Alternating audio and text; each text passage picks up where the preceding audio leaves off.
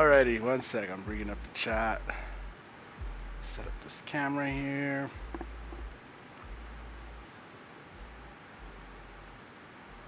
Cool. So there you see our panel for today. Um, and yeah, everything's white behind it, so it makes it look super dark. But hopefully once we zoom in like this, yeah, there you go. Once we zoom in, it'll be okay. But it's obviously we got all the flakes. It's flake-tastic, and then the flag is candy colors over that. So yeah, I think I missed part of the chat. I just opened the chat, so yeah. So what's up, Blue? I see Blue's message. If I missed Scatman, what's up, Scatman? So yeah, so that's the panel for today that I got it ready. And then here's our character layout, which I haven't really made a decision of where I'm gonna place him yet. What's up, Stephen Ward? How's it going? How you doing, man? How you doing down under?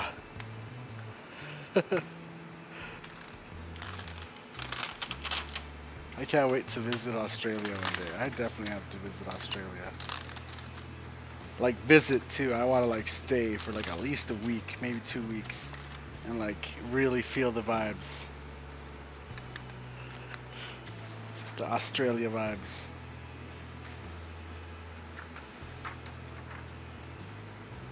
I want to visit the different parts of Australia. What's up, Derek Coleman? How's it going? Oh, there's Scatman. I see Scatman now. How's it going, Scatman? Alrighty, so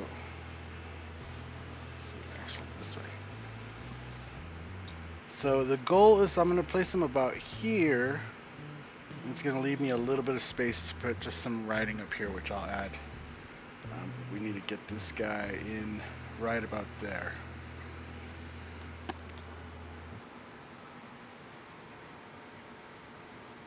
What's up, Break a Leg? How's it going? I'm doing good, Derek. I'm doing good, man. Just another day, another panel. Gonna get these knocked out. I'm almost at the home stretch. By this weekend, we'll be over. Then I'll have next week to really, prepare for the trip. So yeah, we're doing good so far. Doing good.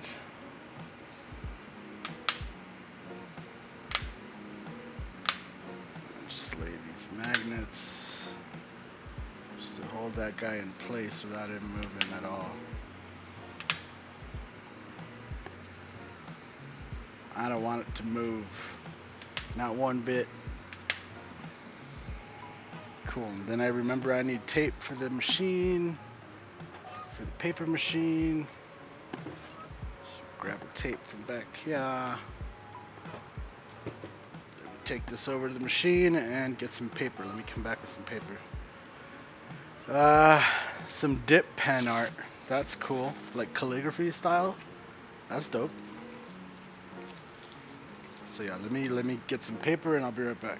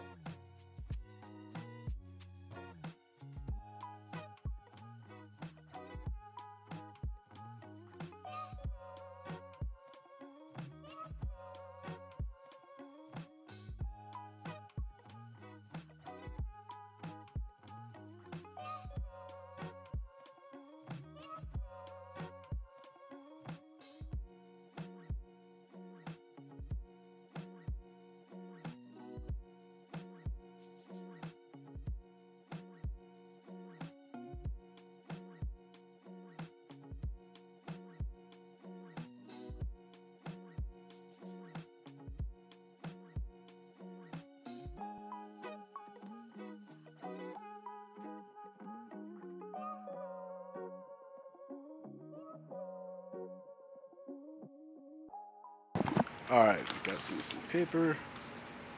Let's just paper this bad boy up. And then,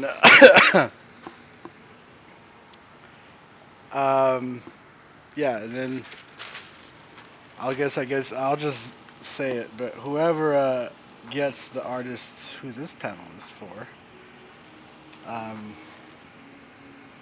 free stencil off the Mike's brush. Anyone, just let me know which one you want. You guys better enjoy these free stencils, because once I come back, there ain't gonna be no free stencils. What's up, Loey? How's it going? Loey and Vinny, how's it going? I hope everybody's having a good day out there on planet Earth.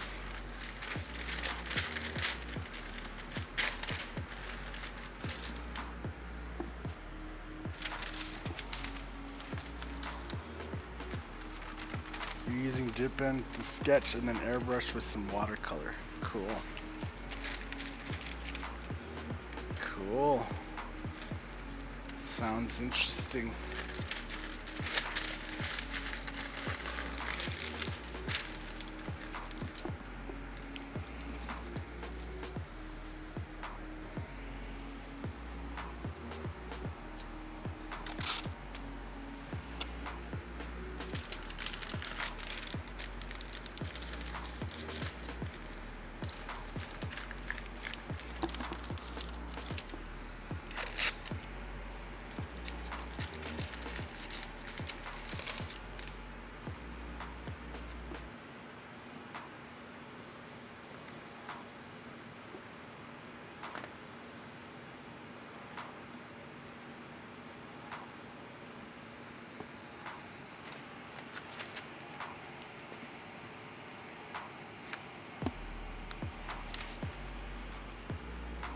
I mean, the name of the stream itself is a pretty big hint.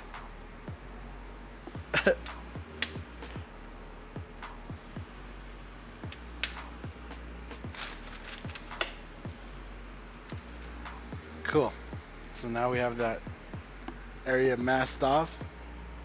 And I'm just going to start in with some white.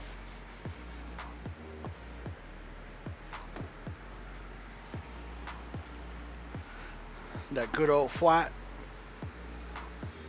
We're gonna put some of this good old white in there. And yeah. You can't even tell what it is, and that's kind of the point. Even as I go, I think most people are gonna struggle with this one.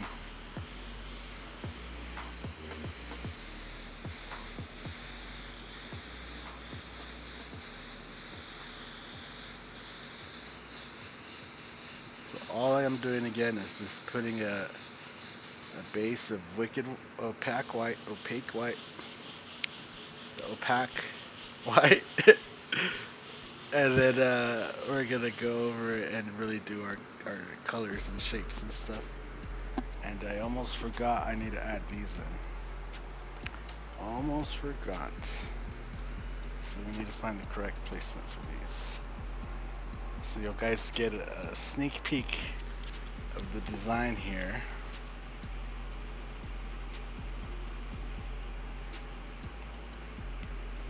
So I believe this one, there you go, this one goes there. Boom. Let's get some more magnets up in here.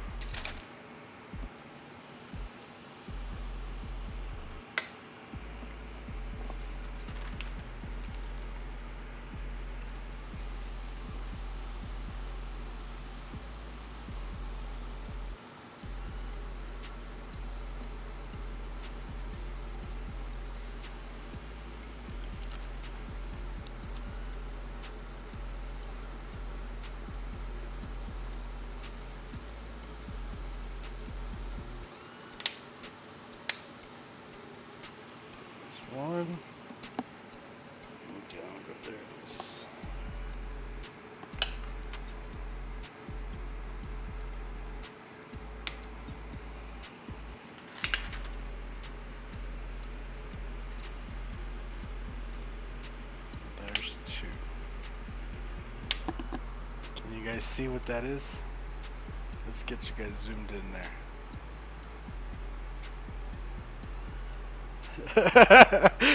there. There's your clue as to what this is.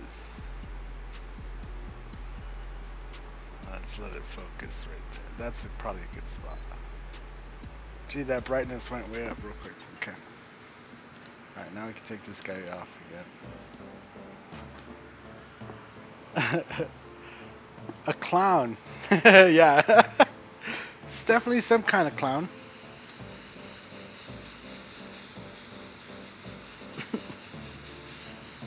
That's funny.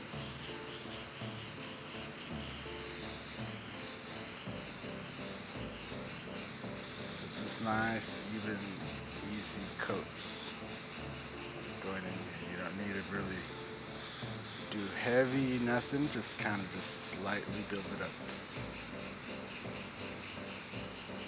So you see me just kind of lightly going around. Then I go back. It dries quicker if you lay it in lightly, right? So you don't have to sit around and wait for stuff to dry, and you'll get less film buildup as you're going.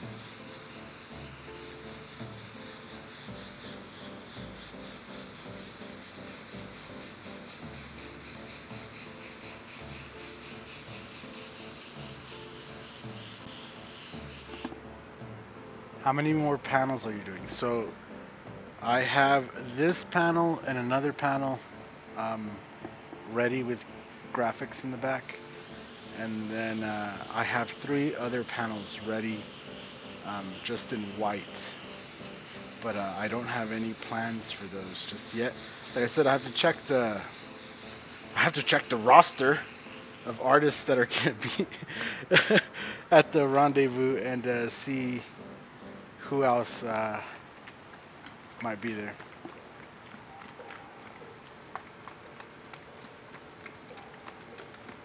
Derek won't see the messages unless he comes over to YouTube.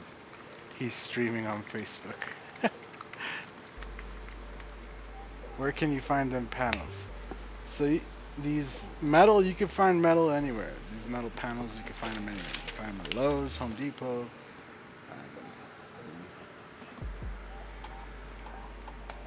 Just look around.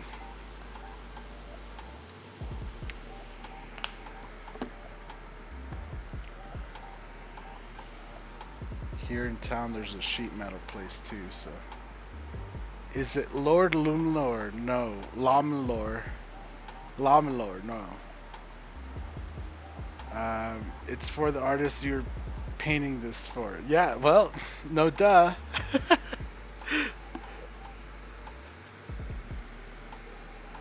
Anyway, how's everybody's days going out there? Is everybody having a good day out there? Do another little layer of the white here. Again, I just don't want any of that flake or that background to really poke through. So that's why we're just laying a nice coat.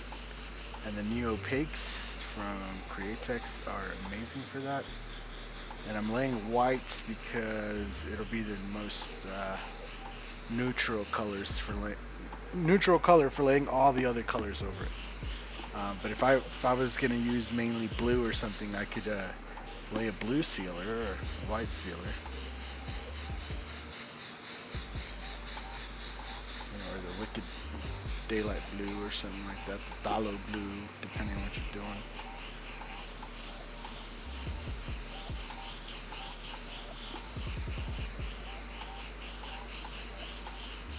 Really light coats until it starts looking white, which it looks pretty white. It looks pretty white to me.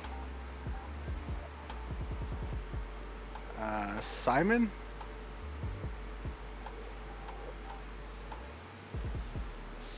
No, I don't know.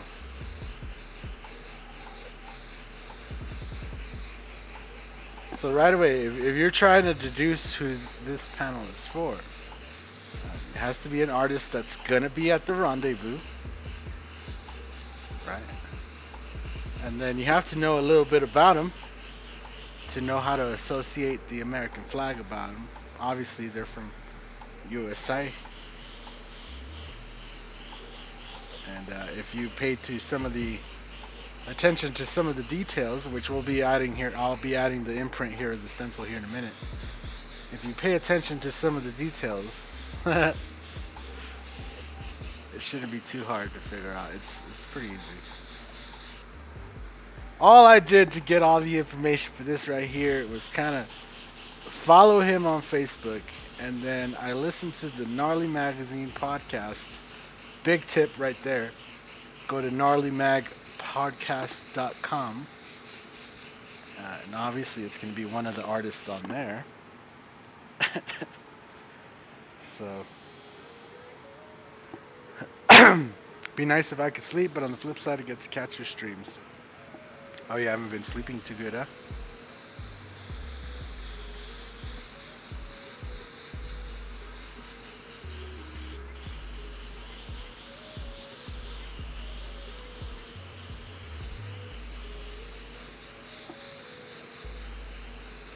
Alright, it's pretty white. It's pretty white. I don't think it's gonna get any whiter than this. The white is pretty clear. It's pretty clear white. Alright, so I'm gonna let that dry for a quick hot second while I get some black ready here. I think this, oh, there we go.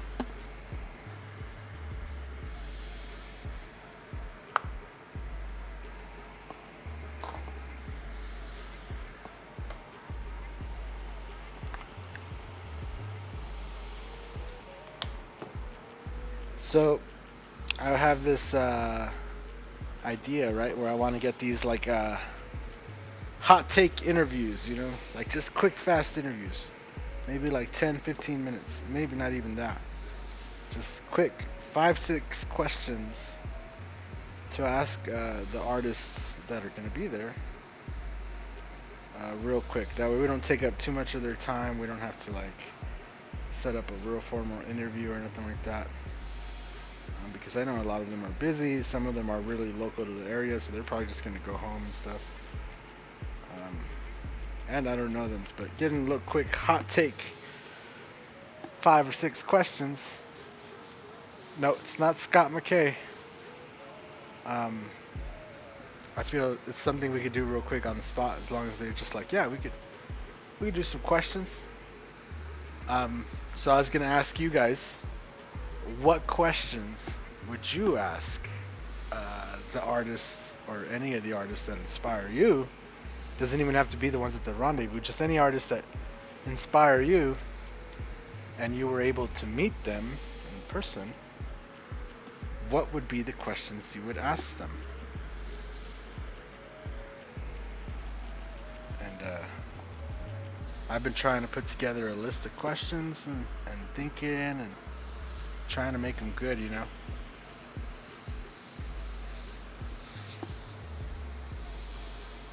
So maybe you guys could help me out.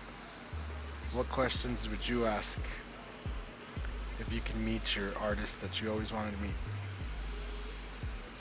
Obviously you guys ask me all kinds of questions in the chat, you know, because I'm always live, but a lot of artists are not live. Terry Stevens? No. Is he gonna be at the rendezvous? Man, I'm probably gonna have to do like another freaking 10 panels or something. There's so many people gonna be there. It's redonkulous, redonkulified. Too many.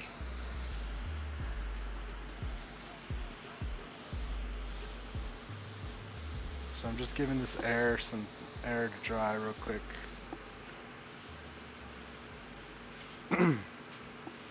So yeah, I'm interested to hear what you guys would ask. I know some of you guys are like older or like younger, and it'd just be interesting to ask like what do you guys would ask, and then the most interesting questions, even if they're not like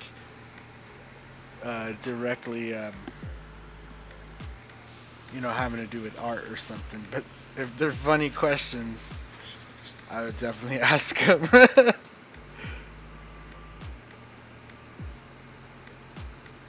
Alright, we're gonna lay this guy right up in there. Take some magnets and lay them flat.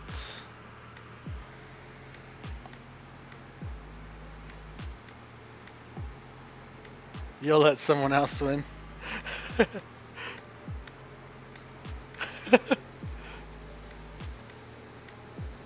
So yeah, on the questions is just whatever. What I just, I would want to hear what everybody wants to ask. I would ask what inspired them to do airbrush. Yeah, obviously that's the number one, right? I think the first question is going to be, how old were you when you started airbrushing, and what inspired you to start?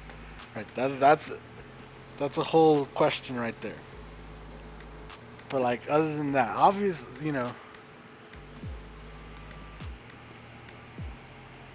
give me some good banger questions.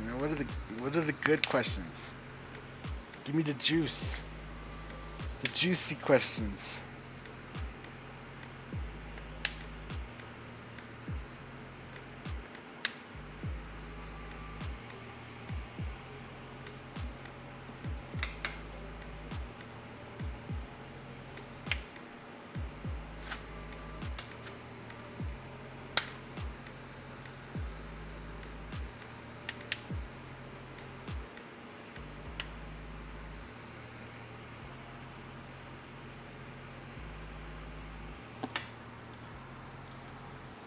Do you need to know how to draw to airbrush?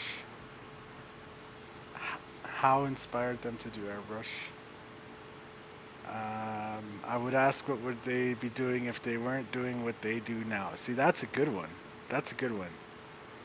It's like, do they have a backup plan, or do they have a job? A lot of artists have jobs and stuff, and then like artist is, not a second thing, but like,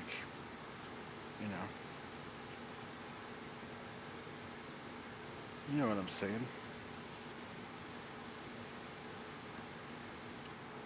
So, Gary Worthington. No, this is not for Gary Worthington. Have you ever done RC helicopter canopies? Yes. Do you need to know how to draw to airbrush? That's no, you don't really necessarily need to know how to draw to airbrush. There's a lot of stuff you could airbrush without having much artistic abilities, and you could do a lot, like, actually, if you just learn how to properly use an airbrush and a spray gun. Like, it's not very hard to do, like, graphics and like taping and just laying in like a nice little shade line along some tape like this. That doesn't take much artistic ability, especially if you just have a vision of how you want your tape lines to look. But you don't have to be very technical and know how with the airbrush to do that. It helps, but you don't have to be. Being good at art helps if you're going to do very artistic things with the airbrush, just like it would with anything. If you're an artist and then you start making cakes, your cakes are going to be very artistic. So, what's up, Udo? How's it going? So yeah, that's what I would say. It's all going to depend.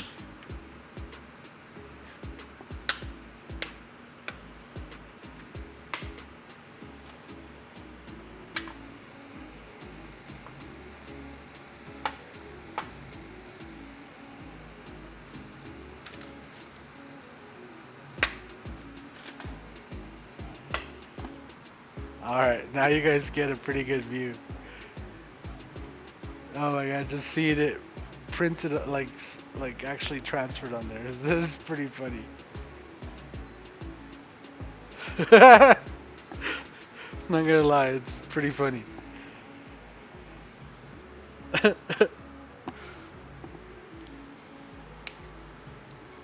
How long before you felt comfortable with airbrushing?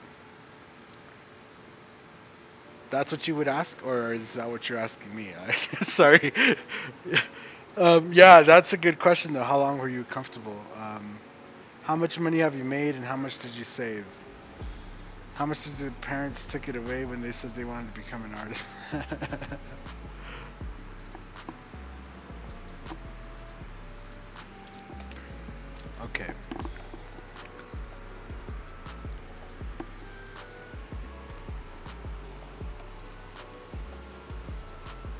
hi from South Wales. I've always drawn stuff, but now I'm mega interested in airbrush and love your style. Right on. Thanks, Jake. Or Jack. Jack Hobbs. Right on. Right on. So the money question, that's a rough one, bro. I hate asking people about money. You know, like, I don't know, man. I feel like people's finances should be kind of private. You know, unless they need help, you know, obviously it might be nice, like, yo, if you need help, say you need help. Because, you know, you never know who might be able to help. But other than that, it's like if once you're making money, you have a job and stuff, that's a rough question, you know. That, and then what if I ask somebody that hasn't made that much money, you know, then you just make them feel bad. Like, oh, why would you ask me that? I'm broke, you know. Like, yeah, I'm here at the rendezvous, but I might be broke, you know, like in the real life. Like, this is the thing, so. Ask if they have helper midgets. You have Oompa Loompas running around your shop? I must know. Where do you hide the Oompa Loompas, and do you have a special storage cabinet? What style of art do they most dislike to do? That's a good one. That's a good one. Okay. Time to start laying in some colors here. So, there's a lot going on. If I just start telling you everything that's going on, there's a lot going on. I'm trying to decide what is the best way to attack this painting. And I believe we're going to start with universal flesh tone. To get all the flesh tone colors and get all that based in, and then we can start from there. Because there are some colors that are going to kind of go over that. And yeah, we're going to work our way universal flesh tone up to brown. We're going to use the brown for the boots and some other stuff, and then yeah, that's the best way to go about it. Cool. Javier Soto. No, this is not for Javier Soto. What was the first airbrush they owned, or what they had for breakfast? Frankie Falcons. I like that question. What did you have for breakfast? I just walk up and be like, yo, the airbrush community must know. What did you have for breakfast this morning before the rendezvous?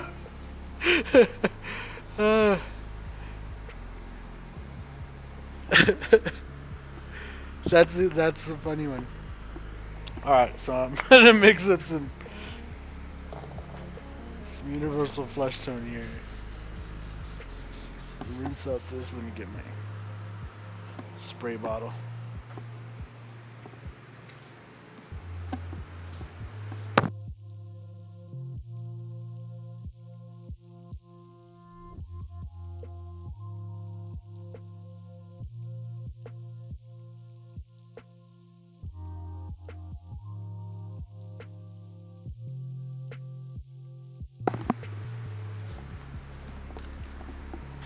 Walk halfway across the room and then to realize that thing was sitting right next to you. The clown compadre, I mean, that could be his other name. The guy I'm painting, like, he has a clown face on for a reason. For a reason, my friend.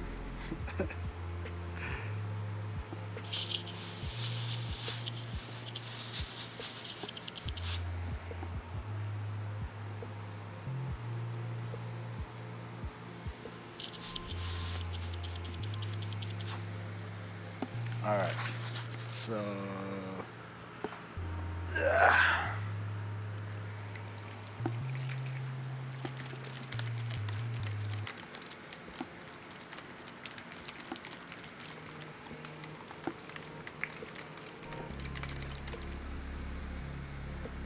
start with some universal flesh tone. And again, today I'm probably not going to do very much masking, just because of the way this particular thing is. I could just probably freehand it all in, which is how I'm going to do it. Also going to give everything kind of a little bit of an outline. Just a more kind of a cartoony caricature kind of like all the other ones. Not a heavy outline or nothing like that, but it's gonna be shaded. It's gonna look nice and stylized. All right, just relax. Doesn't Javier do clowns? He was on the cover with the clown face. No, yeah, I'm pretty sure Javier has been doing clowns for a long, long time. But the clown is just a part of the thing. It's just a part of the thing.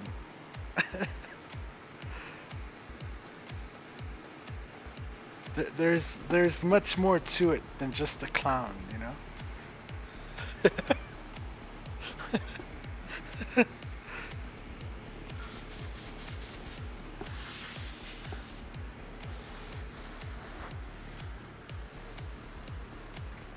Clowns can be involved in many things, but one thing they excel at.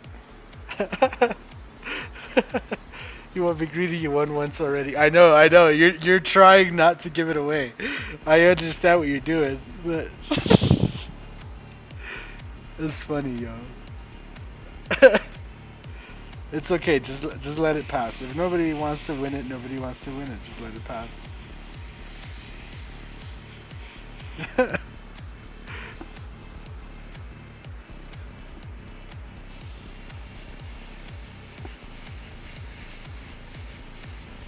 Besides, I think you'll be happy with with what I sent you, so no worries.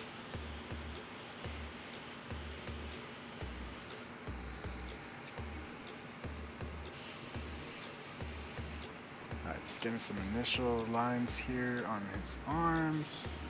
And then we're gonna just start cutting in here.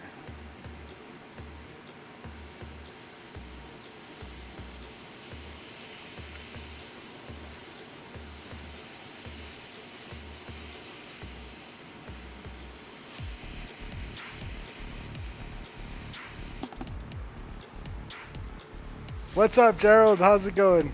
Saludos, amigo. ¿Cómo está? Bienvenido otra vez al stream en vivo de la aerografía, donde estamos pintando una caricatura para representar uno de los artistas que va a estar en vivo en el rendezvous para usted hoy, mi amigo. Oh, man, that came out a lot better than I thought it was. Ask them who their biggest critiques are and how they take it. That's a good one. Do they take criticism well?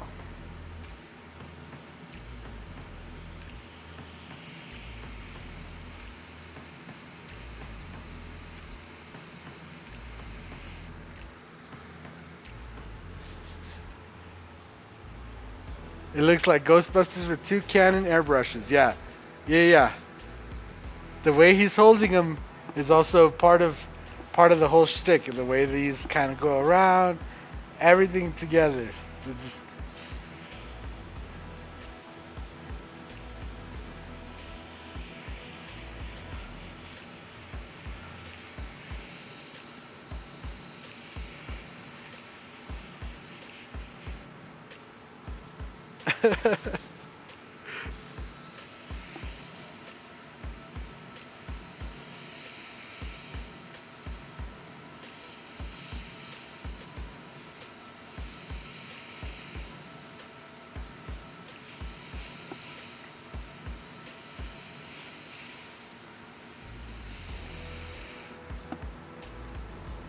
ask how they deal with any failures. Yeah, I guess. Failure is a good one to ask about always. Hey, Gerald! Now Gerald's on YouTube.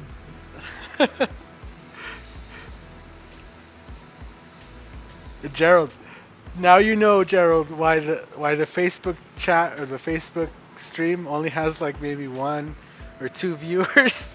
It's because everybody starts there, and then they realize all the comments are on YouTube, and then they all come to YouTube.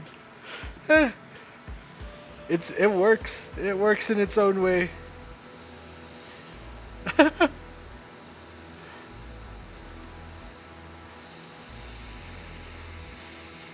It's funny how that works.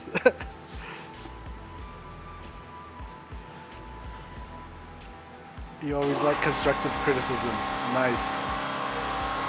Yeah, I like criticism when it comes from a qualified position. right? So it really won't bother me. Like I've been at places, like at markets or events especially. Once people are drinking, and then you get the amazing Picasso of the bunch that does. Oh, that's not that good. Those you're brushing off. You're like whatever. But when it comes from a qualified position, like when you get another artist or when you get like my particular like the panels and stuff, when I get response from shop owners like automotive places,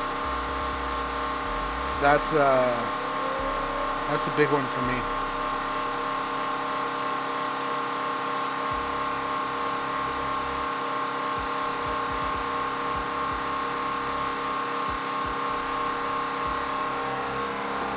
That compressor's just going and going and going. It's almost done.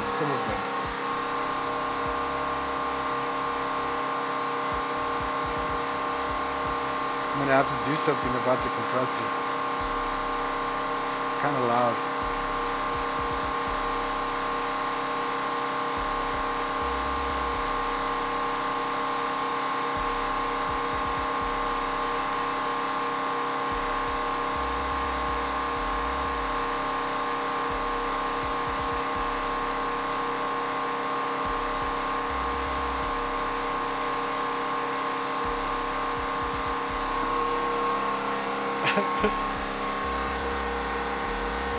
Dude, it's really going.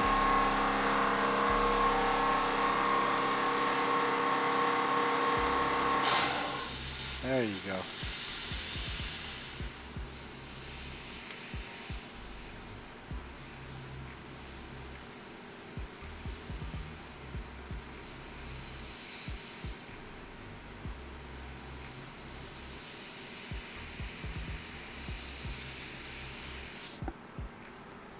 So I think the more I paint, the more it's going to become obvious. Ask them if they use silent compressors. Thomas, I see what you did there. You're funny. You're a funny guy, Thomas.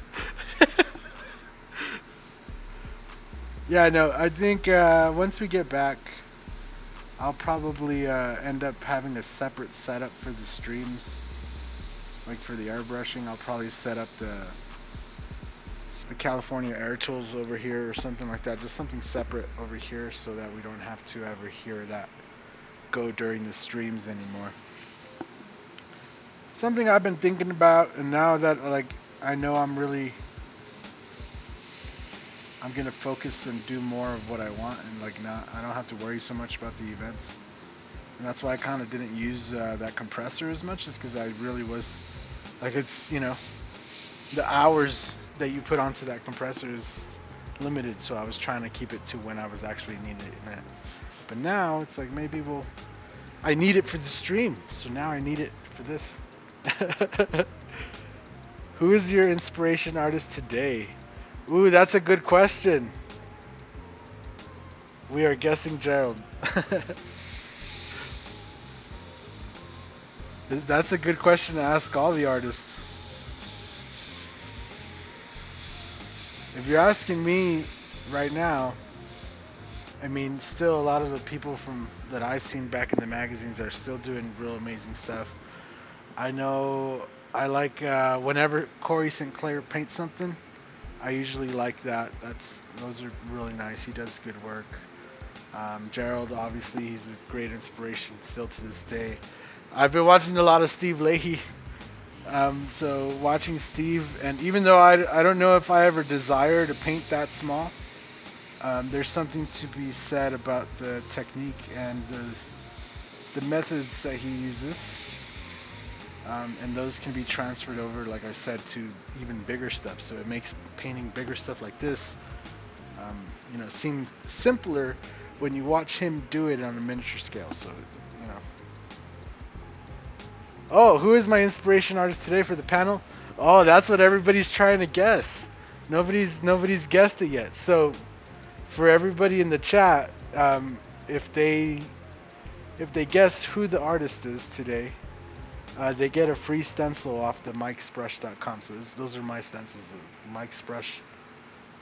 So nobody's guessed the artist yet. But they have noticed that there's a clown face involved. Nobody has said anything about his special attire, you know. But they did notice his airbrush guns here, you know. Is it Scott? No. No, we already did Scott's panel. The down and dirty pinup.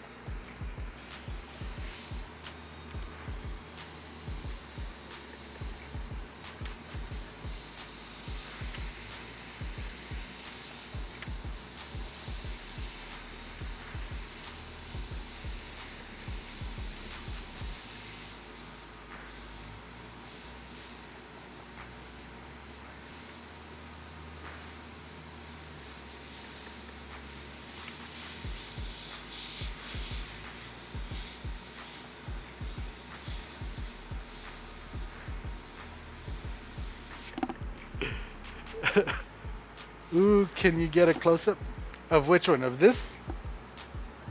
Of this one? Or, yeah.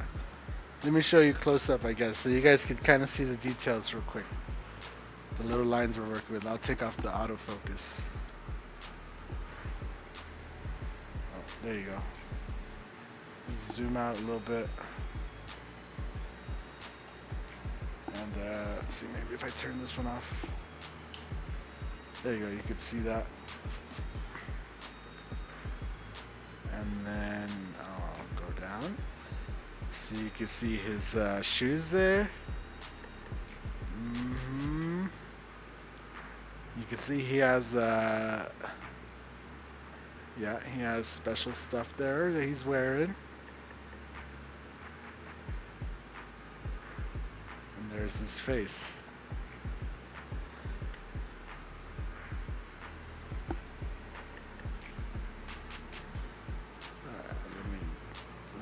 Strap that back down. There you go. Lock it in place. Cool. So actually we can keep it like right about there.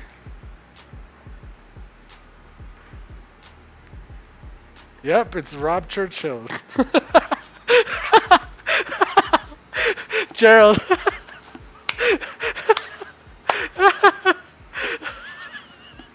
Gerald gets it right away. He's like, I know who that is. Oh man, that's too awesome.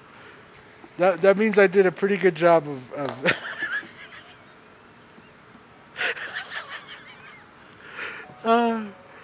that's just too awesome how quickly you were. Oh my god, that made me smile. I did. He got it right away. It's Rob Churchill. Who wears cowboy boots? No, I don't even think he wears cowboy boots. He might wear cowboy boots. I don't know. I don't know him. You know, this is just something I drew off of like just listening to the podcast and following him on Facebook and yeah, just his general demeanor. So yeah. So all I'm adding is some detail flush tone into the that specific combination can only be him. Yeah, exactly.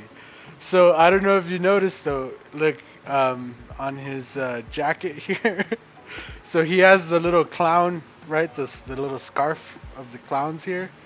And then he has a shirt with the Texas flag on it. And then he has a vest, right? He's wearing a vest.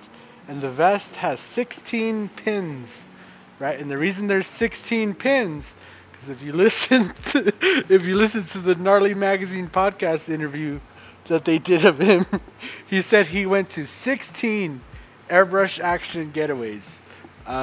So it's like, there's your 16 badges, my friend.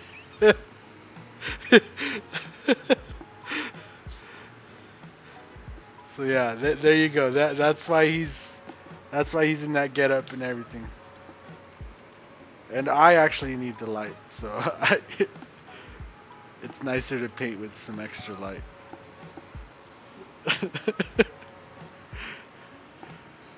So that's funny. I like how quickly Gerald was just like, "Yep, I got it. I know who it is.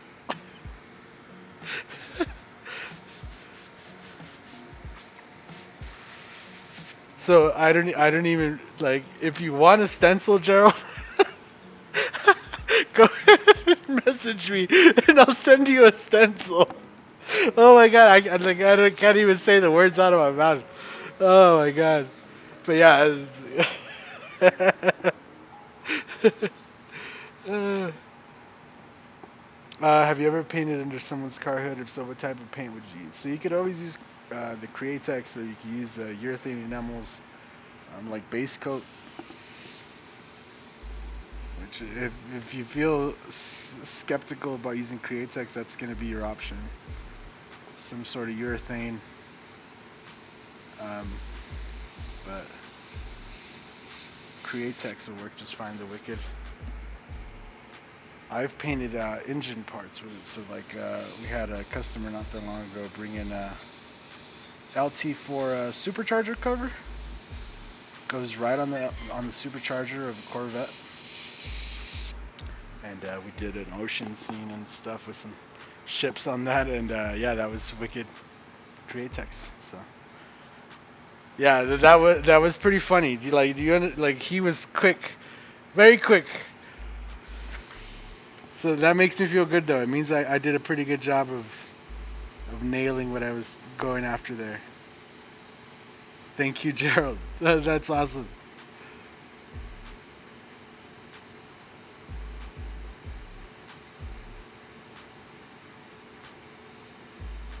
Gerald literally just came and stole all your guys' cookies. He said, "This is my cookie today."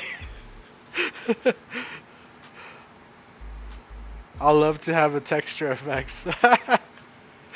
Yeah, exactly. It's gonna be me getting some of your stencils. It's the other way around.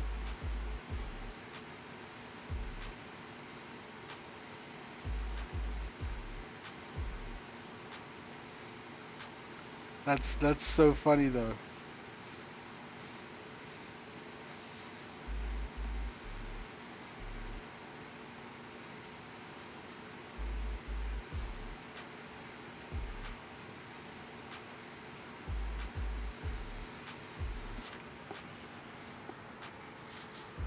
Alright, maybe I could actually, since I'm working here on the face, I'll zoom you in on the face. Focus. There you go.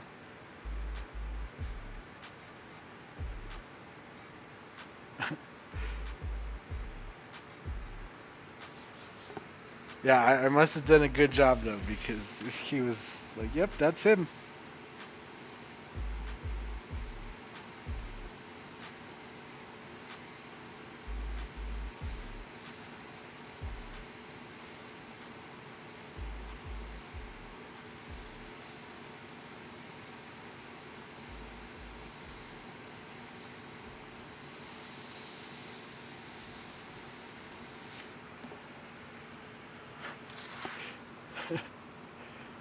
You're a very fast artist, Mike. I try my best to keep it pumping, keeping it moving.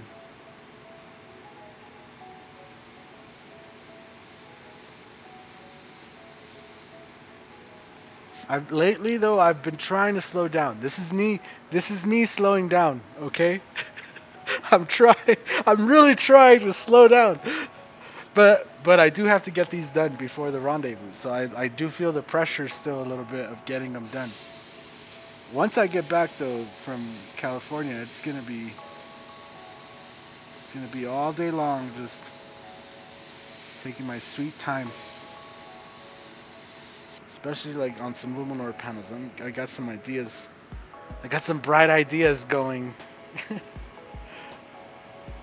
I think it's gonna look awesome.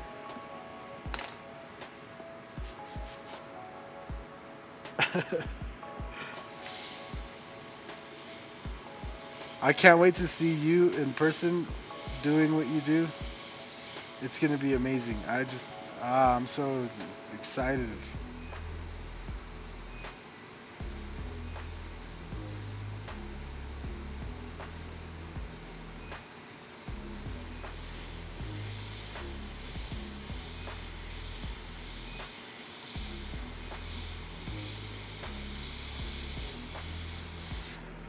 It seems like Dave really went all out and got a lot of people, huh?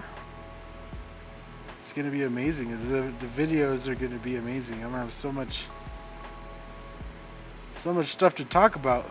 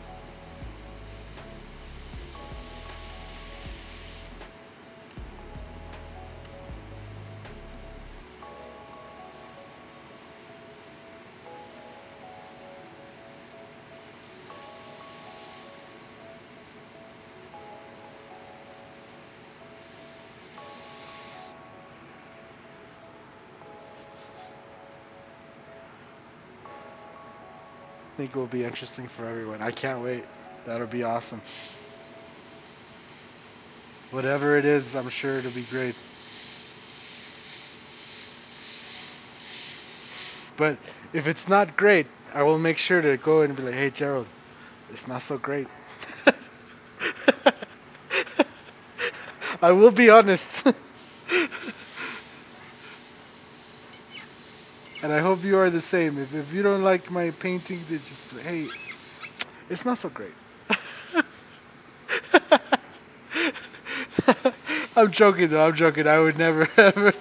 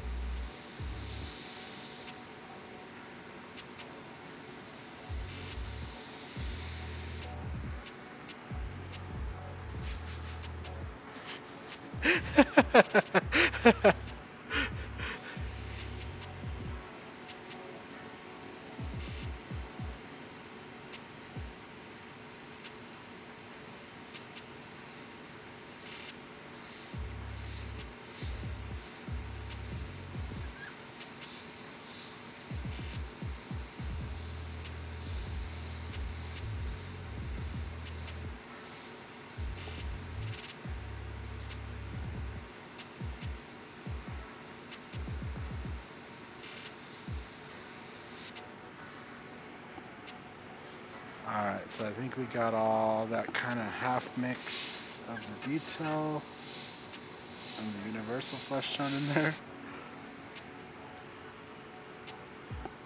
Right? So like, bring you guys out, trying to bring it, there you go. It's pretty small. I wish that light didn't do that. I wish it stayed like this. Okay, anyway, let's move on to his arms. Since we have this color loaded, it's loaded.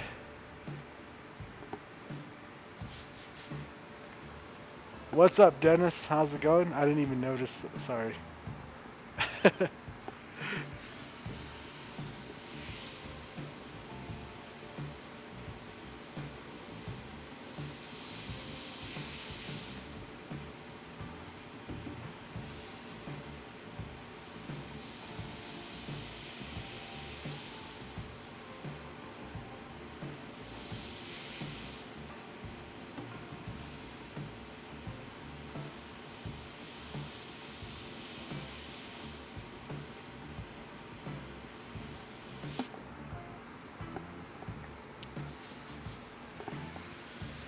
Not as much, Dennis. Just another day painting.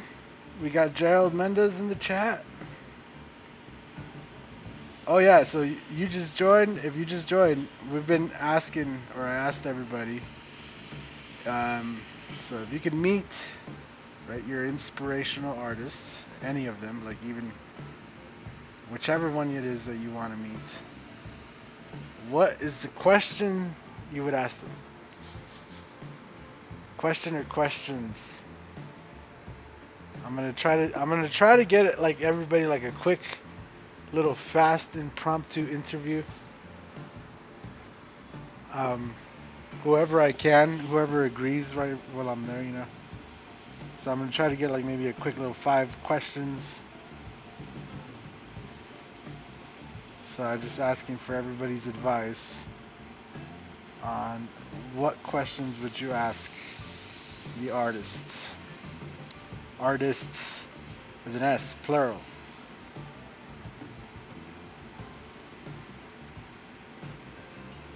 Maybe you have a question you would ask.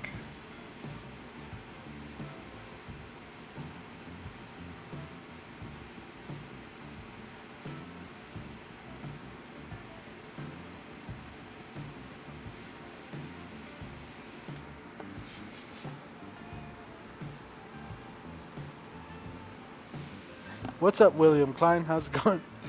Stephen Ward Park. What does that mean, Stephen?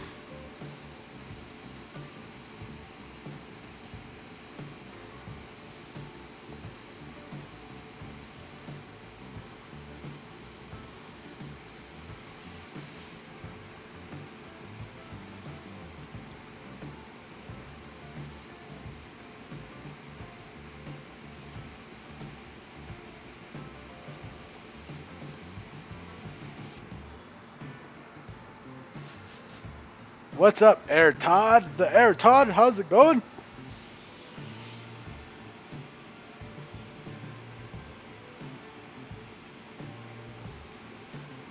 How you doing, brother man?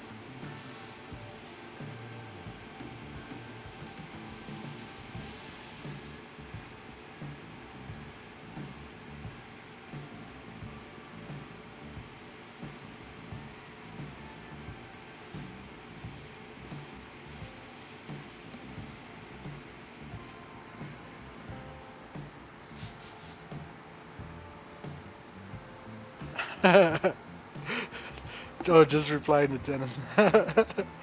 I just like to know their life stories. I like hearing people's life stories.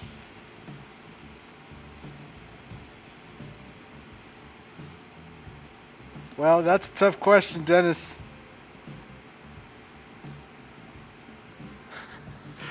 I was thinking like something they could answer quickly, you know? It's like, walk up to people, what's your life story? Oh man, that could be hours. I mean, I feel you. I'm with you though. I like listening to people's stories, where they came from, how they got to where they are.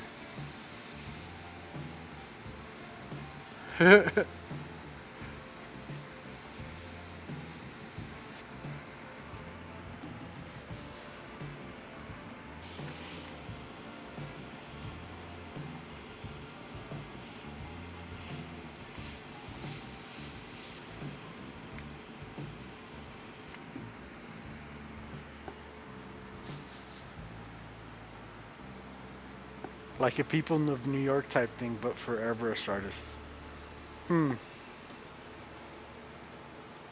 How big is their airbrush collection, and which is their favorite go-to airbrush? Yeah, that could be a good one. That's a good question.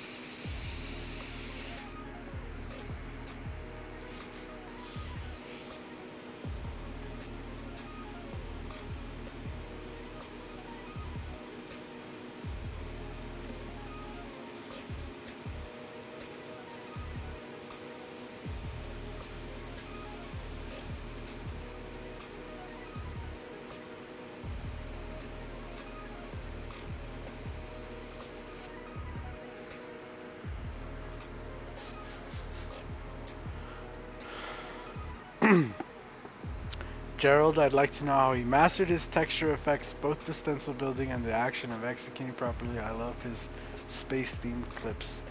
Yep, exactly.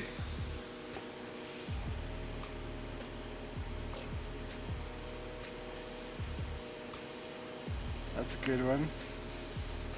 It's a good one. It's really specific to Gerald, but maybe he'll answer you. He's been in the chat, so if you're watching Gerald, Dennis right there has a question. What's up, Jeff Jackson? Thank you, thank you. What is the most important piece of advice they can pass along to newbies? There you go. Now you're getting good. These questions are getting good.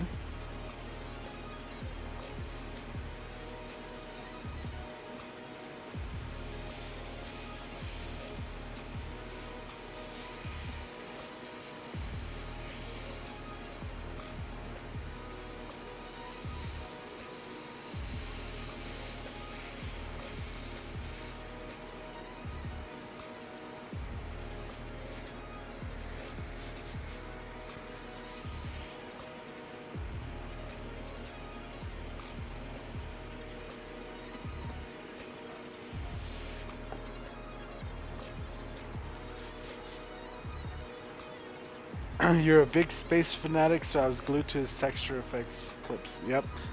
Yep. Again, if you're not subscribed to Gerald, he's been in the chat there. This is Gerald Mendes Art Studio. Make sure you go and you sub over to him. He actually has a lot of videos and a lot of content. And I didn't even know he had a YouTube channel until he brought it up yesterday. I went over there and checking it out, and I was like, really, how come this has not popped up in like my suggestions or nothing? YouTube is so screwed up the way it works, man. So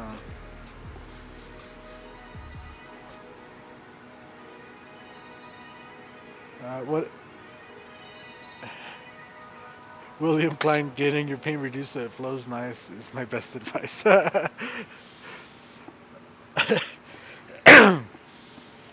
So yeah, William, in case you missed it, the questions are for the artists that are going to be at the rendezvous. I just asking everybody, like, if you can meet your artist or any inspiring artist, you know, what would be your question for them? And then I'm going to take some good questions, and then yeah, we're going to ask these people the questions right away, just on the spot, and get their replies.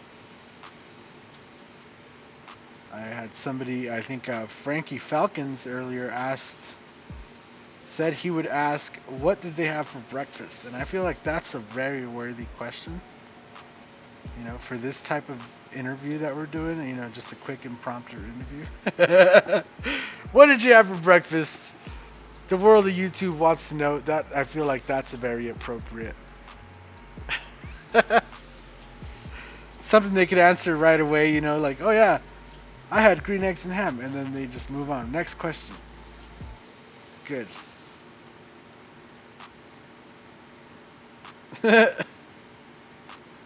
I know I'm being silly, but I'm also being serious.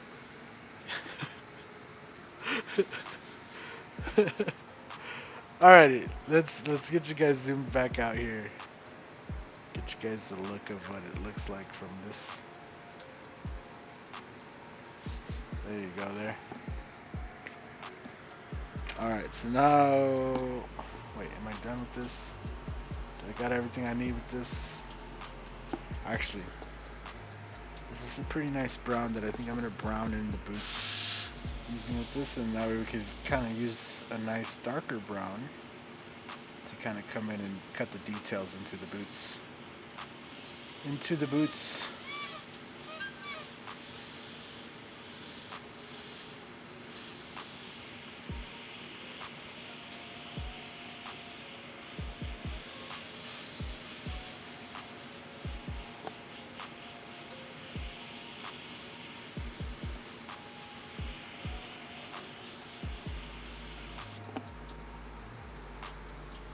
Jeff is a legend in airbrushing.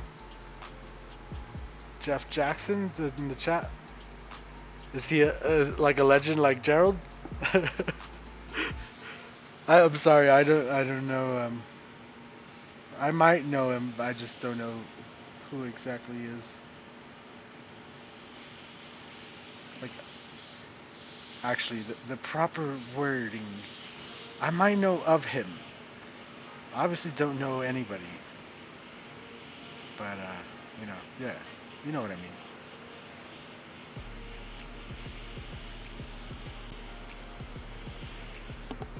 There's just way too many. There's just way too many, honestly.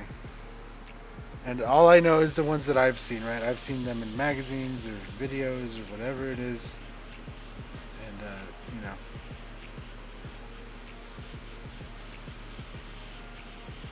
Jeff Jackson. I'll have to look him up.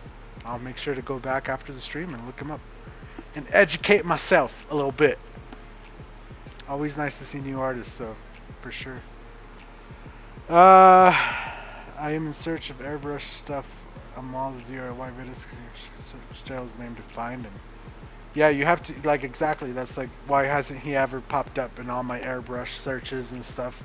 I've never had one of his videos popped up, so that's kind of where I'm like, YouTube's kind of jacked. Do you ever get blocked on ideas or something you haven't done that you would like to? Those are pretty good questions, Blue. What advice would they have for people that started out late but have a passion to learn and won't quit attitude? That's a good one.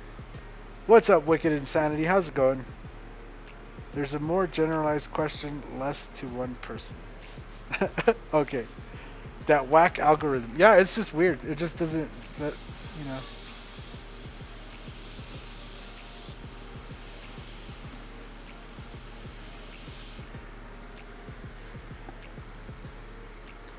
Okay, so now that I have that, I could dump this out, what little bit was left. Rinse this out real quick.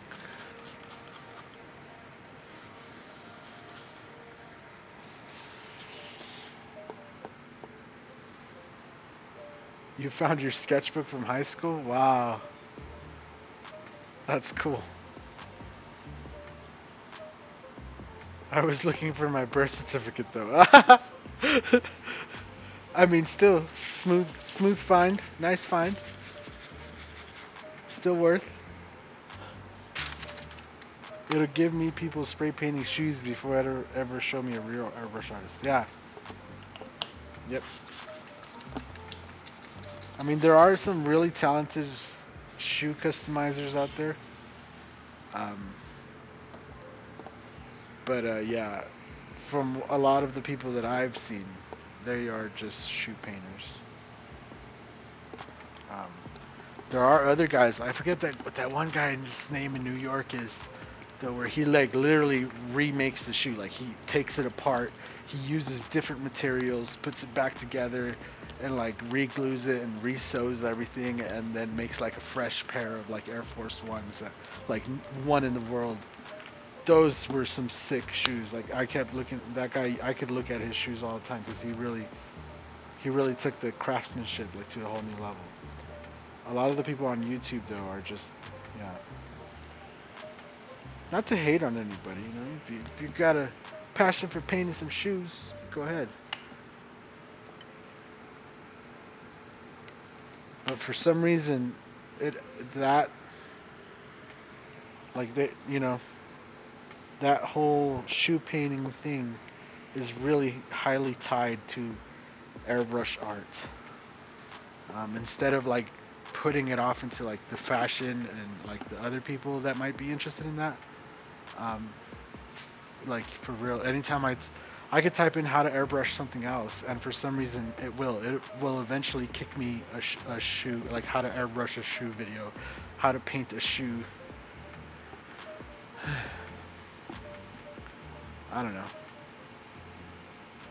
When I worked in shops, the shoes were like such a small scale of the percentage of sales that it was just like we didn't really focus on them too much, to be honest with you. Like people did bring in their shoes, right, to get them customized and stuff, but it wasn't like every day, you know. It was like once every 2 weeks, maybe once every 3 weeks, you get somebody that, you know, wants their shoes customized. A lot of the times too, they'd bring in some Converse and they just want their name on it. You know, like they don't want like a crazy ass, super detailed painting. So.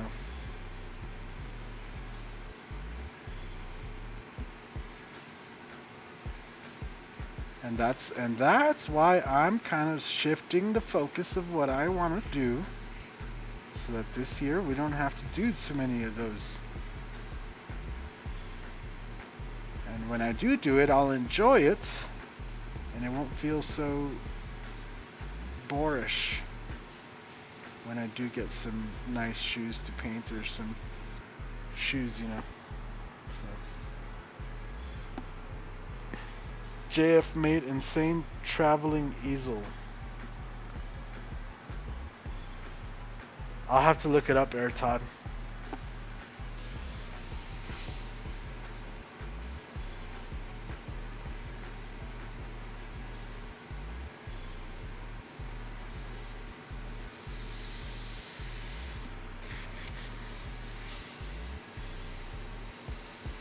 Alright, so this detail flesh tone is just a little bit darker than our mix that we made. So I'm just gonna go and very lightly just kind of give everything that final little shadow and a little bit of detail.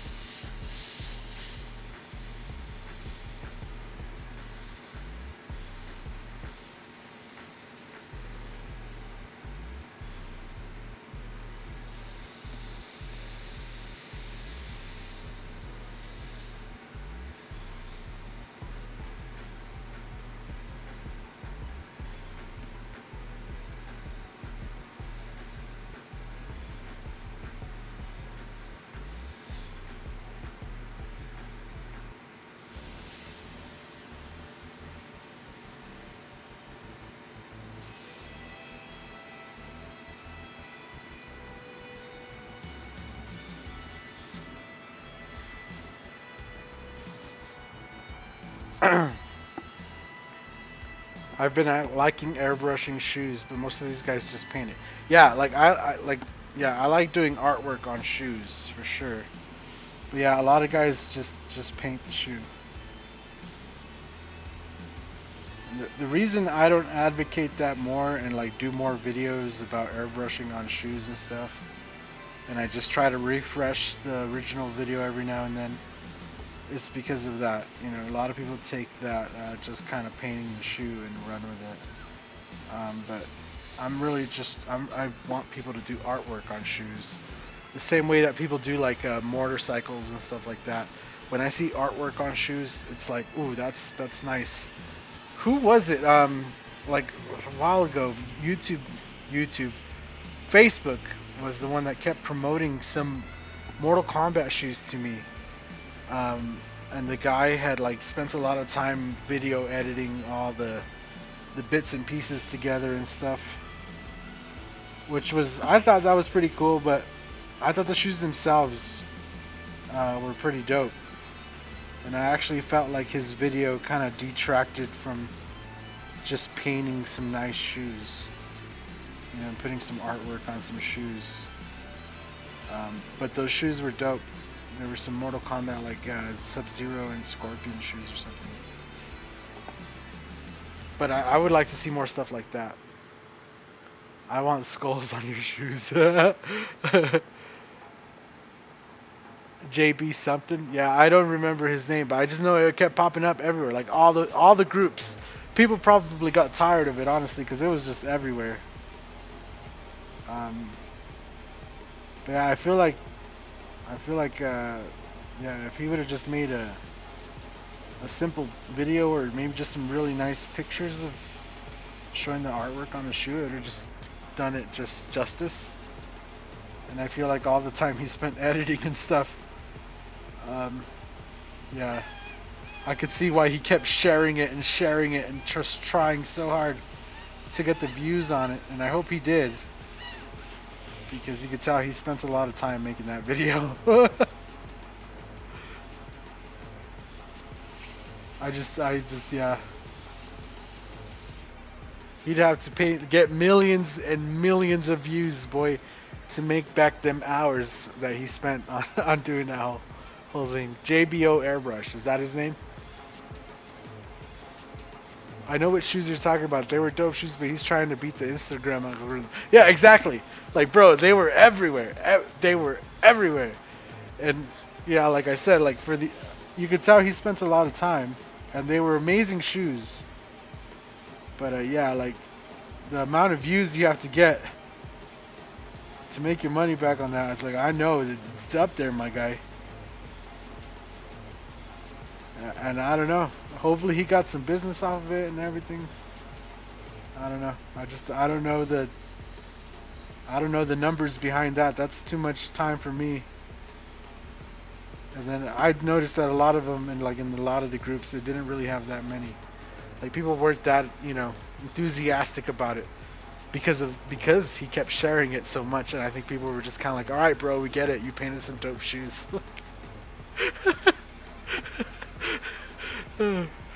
But they were nice. I gotta give them that much. They were nice shoes, and yeah. Maybe if he wouldn't have tried to push them so hard, they would probably have done a lot better. I don't know. Sometimes things take time too, so. I don't think it went viral. 9.6k views. Yeah, exactly. And he was trying so hard to make it viral. I was like, nah, I'm good. That's why I'd rather hang out here with you guys, get the live stream. I don't have to worry about so much about editing. I'm focusing on my artwork here, painting what I want, and we're having a good time just discussing and talking. And I don't have to I don't have to invest hundreds of hours of my time into something that I know I'm never going to make it back.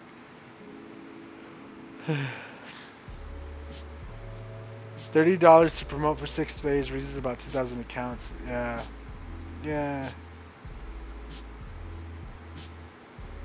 I learned how to clean my white shoes. Just water and an old sock.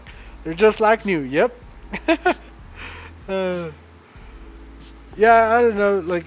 I just know they were just nice shoes. But yeah, even me, I was kind of like, all right, I get it. The shoes are dope. Do you have another pair of shoes? I was waiting for the next one, it never came.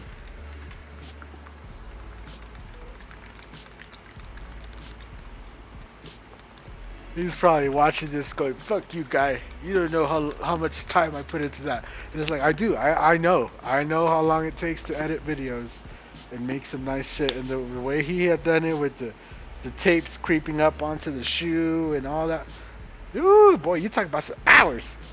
I hope he's in college for that, though. I hope that was a college project or something like that. That would be dope. I've seen people do stuff like that for college, right? You have a college project and then they choose, some kind of art form as, part of their project. So it works. I found it out from a Twitch friend. Ed, how's the shirts going? Yeah, easy. How's the shirts going? Have you guys got back set up yet?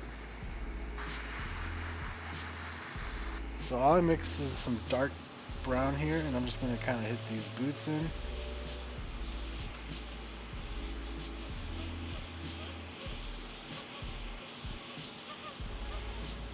Just kind of some quick little shading.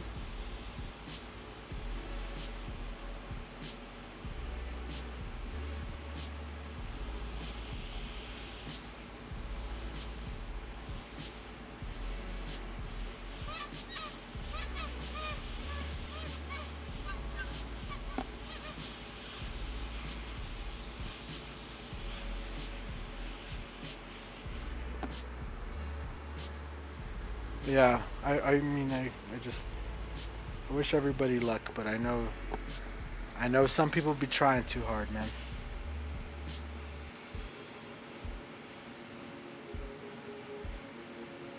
I know some guy's watching right now, and he's like, yeah, says the guy that's live streaming daily, nah.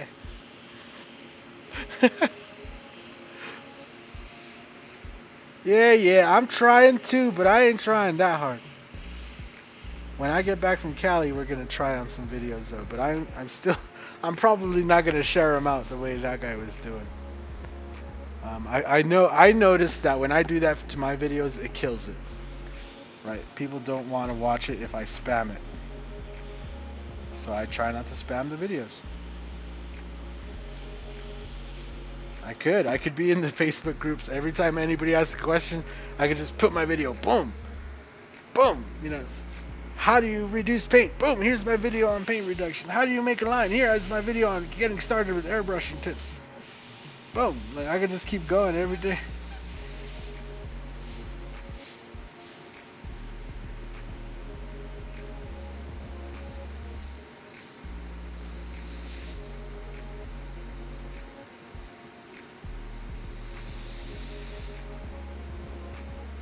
Alright, once we get the skin all finished up, then we'll be able to move on to some colors, and from there it's going to really go kind of quick. So don't blink, because if you miss a color, you're going to miss.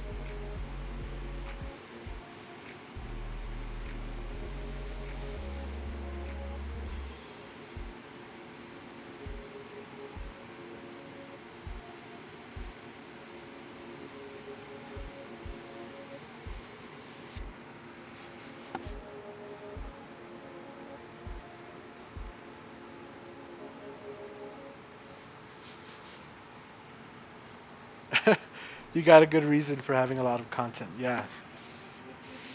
Yeah, that's also the thing too. I guess my content is not solely divided into just promoting myself constantly.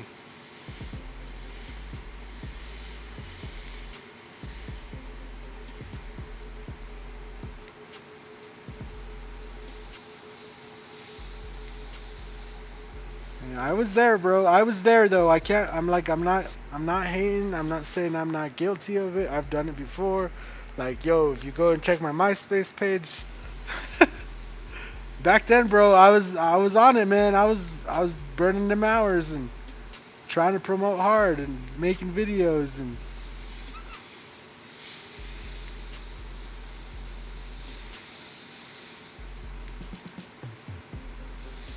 really trying, really trying.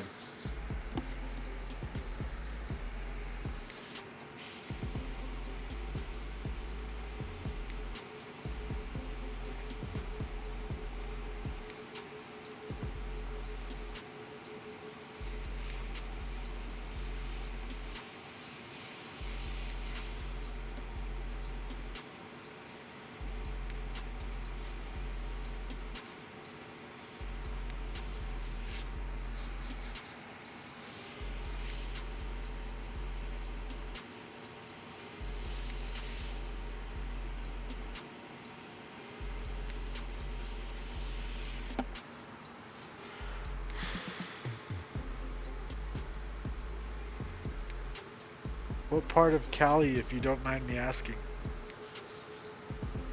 I need a new belt, so I started making belts. $1,500 later, I have 30 belts now.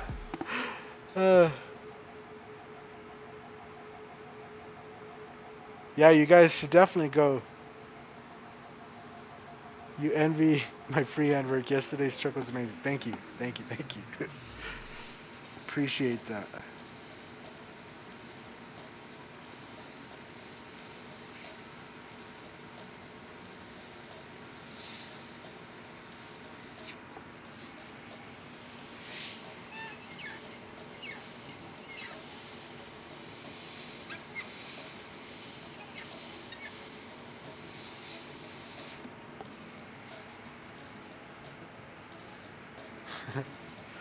This is really starting to take shape. Like the face and everything is really starting to look good up here.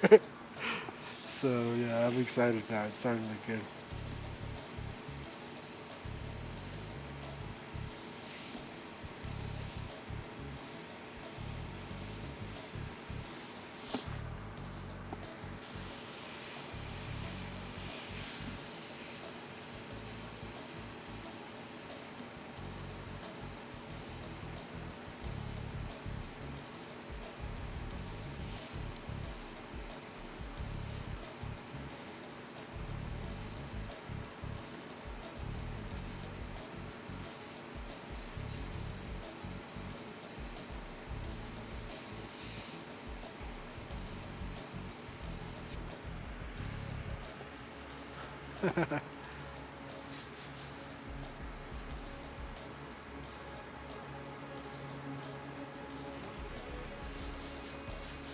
Right on, Stephen Ward. We'll see you later, man.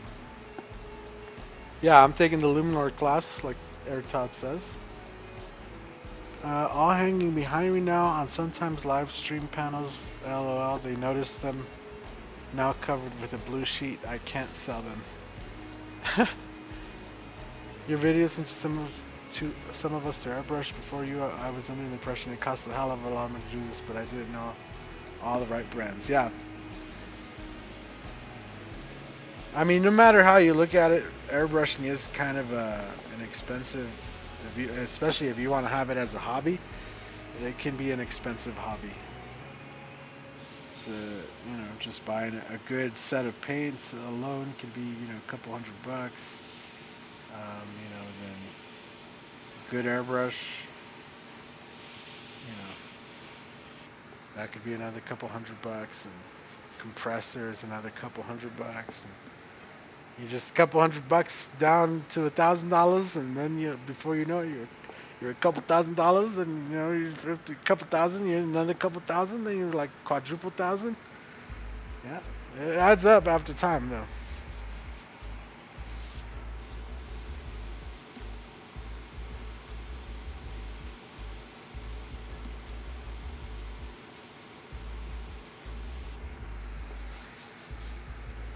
Alright, I think we got all the, oh wait, actually no, let's use this dark brown here on his belt.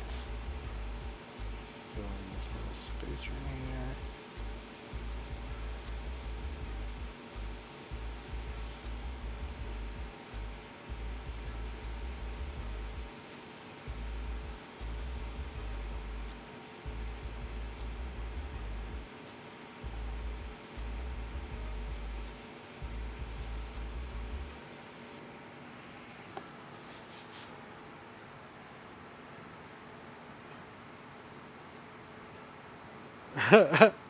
Do you notice your belt?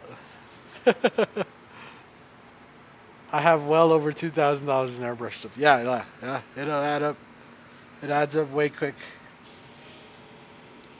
So here on his belt buckle, I'm just gonna do a skull. Quick little small skull on his belt.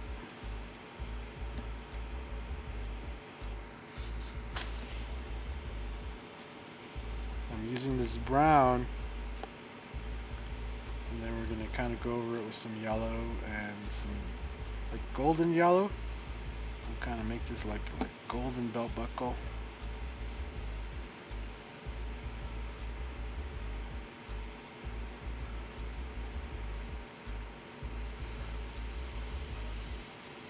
Yo, that was funny though how Gerald came in. He's like, that's Rob. There was no second guesses needed or nothing. He knew right away who it was.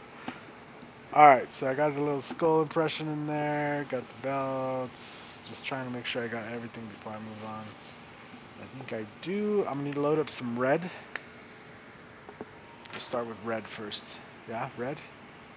Yeah, red. Alright, let's do red. Alright.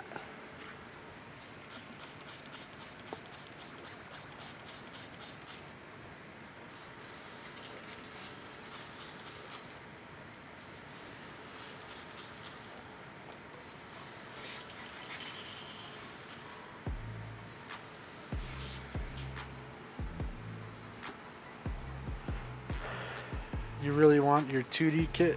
Oh yeah. Hard telling if we get another check right. Yeah. I don't know about a check, man. I don't know about no check, man. I hope you get a check. Mm-hmm. Mm-hmm. Mm-hmm.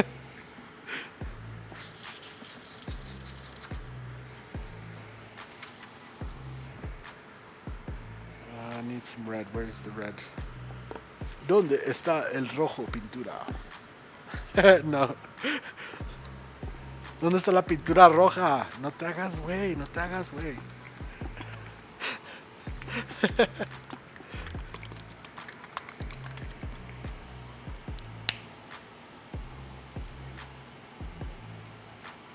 Alright, we don't need a whole lot, so I'm just gonna mix up a little tiny bit.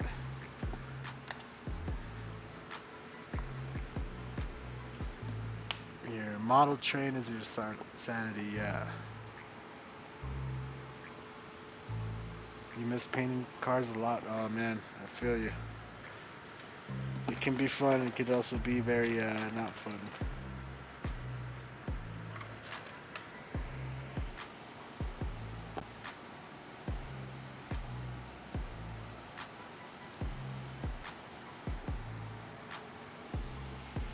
The painting part is fun, for sure. The painting part.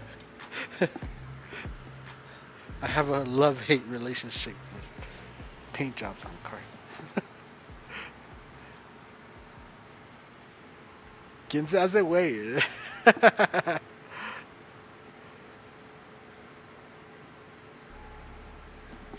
It's worth it for your sanity. Tennis.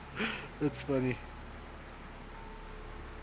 Wet sanding is work. Yeah, oh man, any kind of sanding, bro. That's like my main biggest just right now with doing work on cars.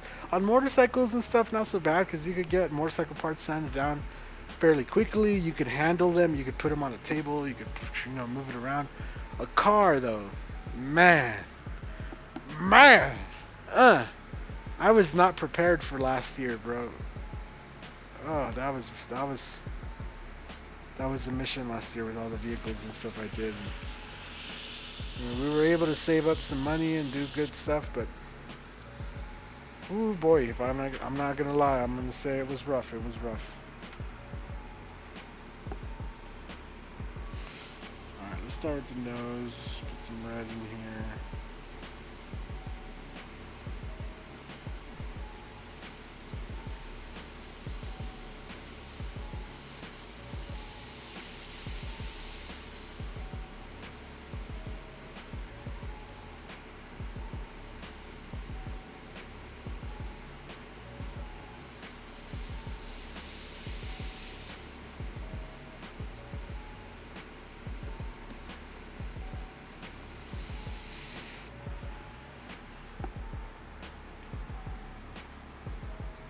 Arm day lasted all year for Mike. Yeah, it really did, bro. It really did.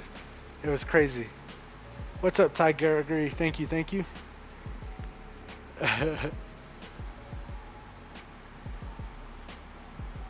Yeah, tears in your eyes from pain your last day of work. Yeah, dude, I could feel you on that.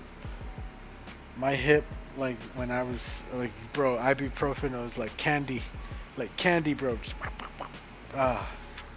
I don't even feel proud saying it. It was not a good experience. It was bad. The whole thing was bad.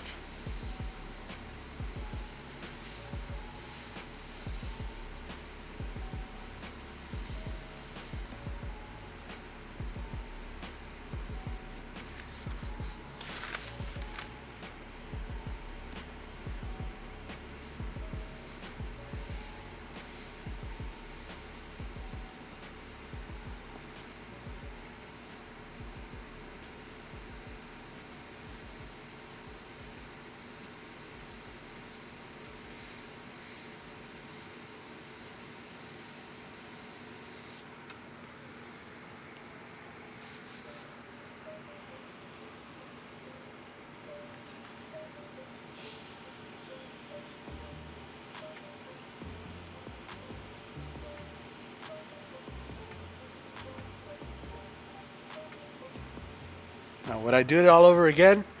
Yeah, I would probably do it all over again if I had to. If that's what I had to do to eat, then that's what I had to do to eat, man. Is sand up some freaking cars and spray some paint. Ain't nothing wrong with it. Just saying. If I have a choice, I'm gonna explore my options. Cause that was a lot of work, especially with one guy, one person.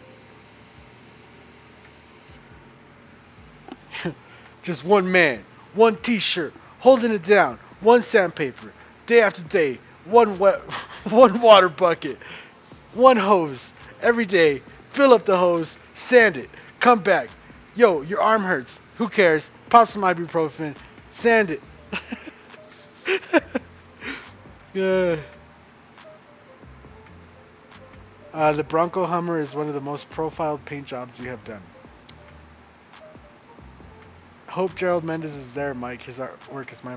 Yeah, easy. He was actually in the chat with us. He's like, I think he's excited to meet me as much as I am to meet him. He's been in the chat. He's been coming into the live streams and stuff. And yeah. So I'm super excited to meet Gerald. He's going to be a guest artist there. He says he's working on a special project for everybody. So yeah. What's up, Mini Penny? How's it going? Boss had me a rainbow glitter, a Black Ford Ranger. That thing is gorgeous in the sun. You had glitter in your eyelashes for a week. Yeah, dude, like, ooh, my hair is here like these. I can't. There's a few things I have to get when I'm at Coast Airbrush. Like, I need the FBS gold mask. Boom, we could just mask this up. Boom. I need a paint suit. I need, like, there's a few things I'm gonna need to get while I'm there, just to keep things kind of a little bit nicer around here. I'm building that spray booth in the corner there. We're going to be able to focus on motorcycles. It's enough space to clear an entire motorcycle comfortably. I'll be able to set up proper ventilation and filters and have it all really nice and set up in there just specifically for that. And yeah, the drywall guy. So while I'm in California, the drywall guy will be getting drywall all up in the garage. So all this will be finally drywalled, and then when I come back, all I have to do is build in my frame for my spray booth and put that all up in there with the panels and everything. Get the lighting in there. Finish cleaning and organizing everything, and yeah, it's gonna be a little bit different in here. It's gonna be worth it. So.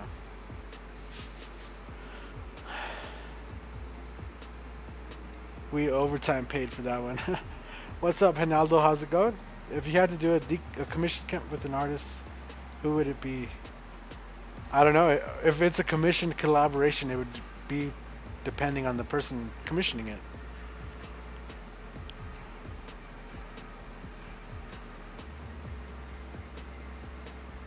Oh, man.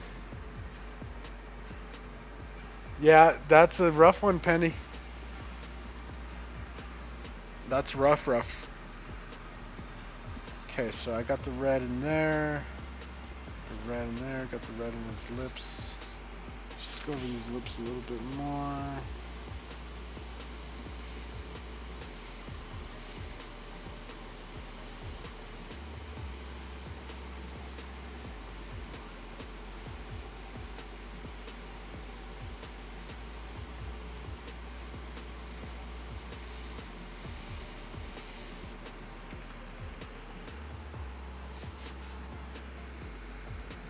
Alright, I think we got all of that. I believe. Oh wait, no. Let's not forget his... Oh, what is this thing called on his neck? I don't even know what it's called. What do you call these things the Jokers wear around their neck? Does anybody know what it's called? I just call it a clown scarf, but I'm pretty sure it probably has a name.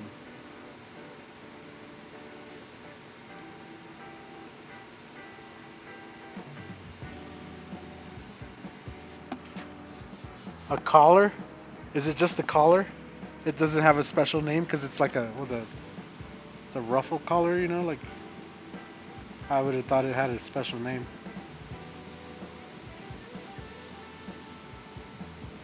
It's probably something stupid like a bouvet.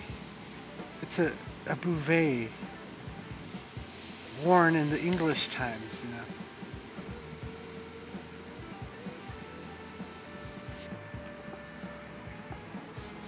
Clown scarf is better.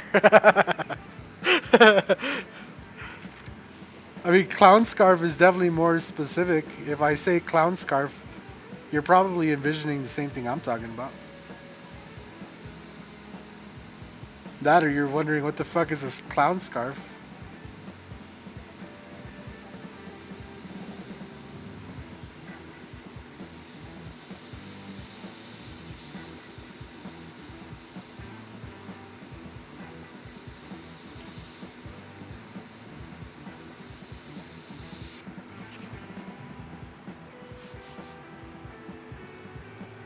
Hello again, Gerald. How's it going? Oh, you're all good. You're all good. Everybody was asking about you. So,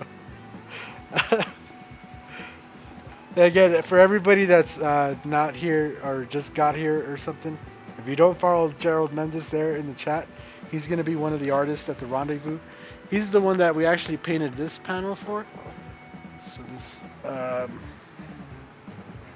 Mickey Mouse panel, if you remember this, which is now fully detailed and cleared. It just needs buffed. We got all the splashes in the water and everything. But he's an amazing artist. He's been around for a long time, and yeah, he actually has a lot of amazing videos. Make sure you go and you sub to his channel over there.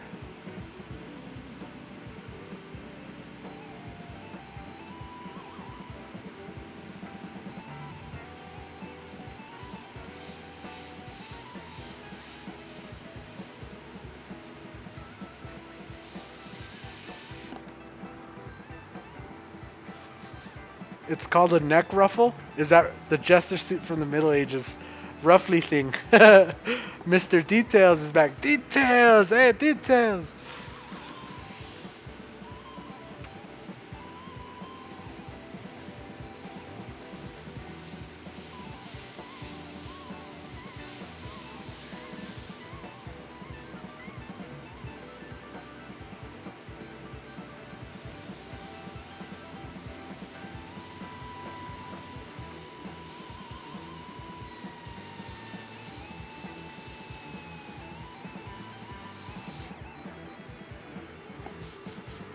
Neck ruffle. I got those. It was half right. I got my stencils that I ordered. Can't wait to try them. Right on. Good on. Enjoy, AP Stunts. I'm glad you got your stencils, man. That makes me happy.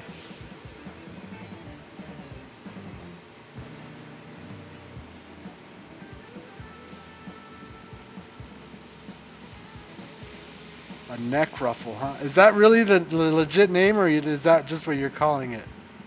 Because, I mean, that's what I would call it. That sounds pretty close. Pretty close to being made up, not gonna lie. I would have thought it would have had like a really fancy name, you know, because it's from the Middle Age times and everything was fancy named.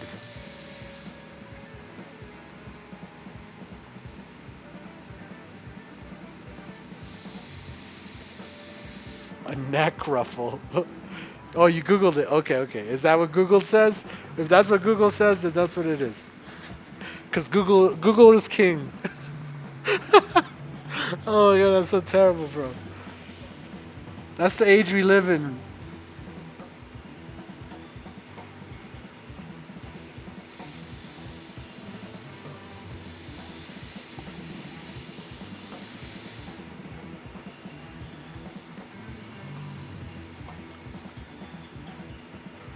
I really don't know. Like, if you're a kid in school nowadays too, and you fail a class, like, I don't even know what to tell you.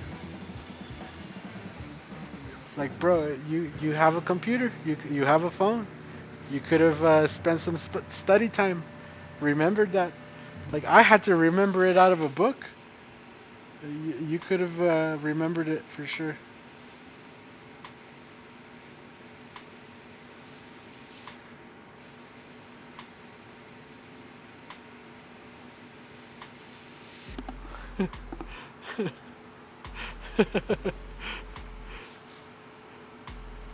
Yeah, truly. That's what's up. My interdoctor had no clue what YouTube was at all. Oh, what? What? What do you mean he didn't know what YouTube was? How do you not know what YouTube is? Man, that's wild. That's wild. That is actually wild. Was he like a Mormon doctor or something? Amish doctor?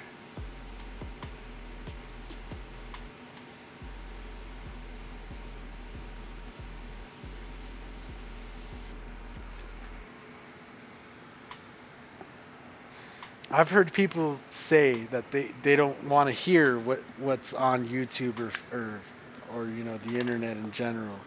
I've heard people say that, but people say that they don't know what it is different. You know, I've had people look at me crazy when I say like, yeah, I run a YouTube channel alongside my art business, and people look at me like, okay, so you're an artist, and I'd be like, no, I run a YouTube channel alongside my business, like it's part of the business, like it's not just like some, you know, and yeah, it's kind of weird. And I've had people tell me like, I don't care what the internet says, that's not right, it ain't right, the internet's not always right. So I get you, the internet is not always right. But there's certain websites that, like, that's what they're designed for, is to literally give you the definition of something. And there's no way you can change the definition. Doctors don't have time for YouTube. I guess. All right, I'm Mini Penny. We'll see you later. Have a good one. Thanks for joining us today. So, yeah. It's crazy. It's crazy the times we live in now. That's all I gotta say.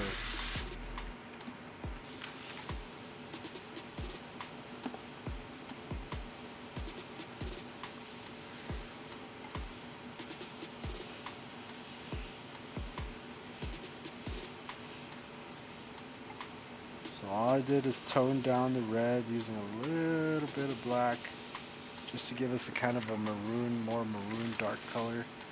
Then I'm just going back in and reshading some of these spots with a nice dark red. And just a little bit, we don't really need to hit it really hard.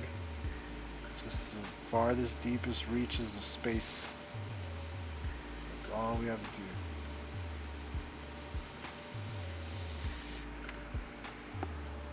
do. Oh man, I had a doctor not want to see the sheets I printed out.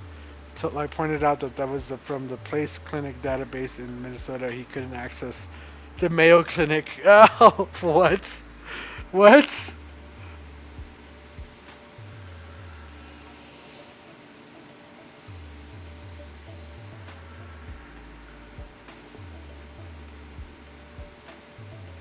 Yeah, I could see where doctors would get aggravated with certain patients over YouTube stuff. I would not recommend anybody get any kind of medical advice off of YouTube. Maybe simple stuff like, you got a burn, like what's a good remedy for getting a burn? Like for, getting rid of the burn or something, or an itch or something like that. Simple stuff maybe, but, if you have a pain in your stomach or something, like go to the doctor, please. Just please. Do yourself, do your family a favor, do everybody a favor, just go. It might be something that could be treatable and just solvable right away instead of waiting, and then it could be bad by the time you go.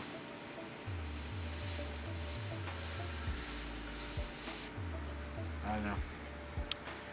I say that, but then here in this country, like, not everybody can just go to the doctors, and yeah, it's maybe my bad on that one. I know I don't go to the doctor just all willy-nilly all the time. I'm thinking of ordering a paint bundle. Any recommendations? Or line from Createx. I'm mostly painting on metal panels like aluminum and motorcycle parts. Wicked line. Just anything from the Wicked line would probably be really good.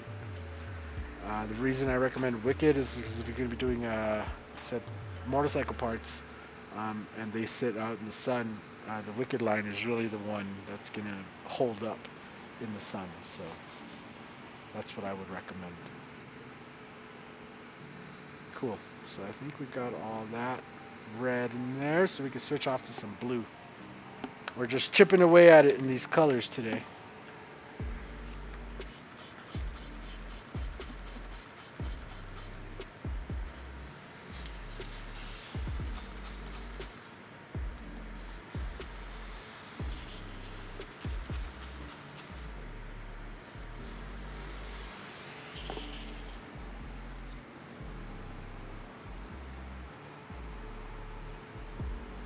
The real name is rough after further searching definitions. It's called a rough, huh? Not a ruffle, it's called a rough. I like it. My fibromyalgia Chapman had a link from her doctor to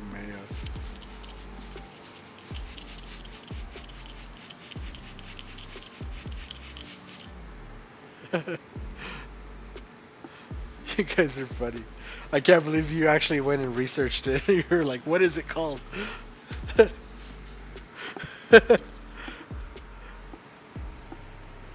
Alright, so I'm gonna start this time I'm gonna start with a little bit of phthalo blue.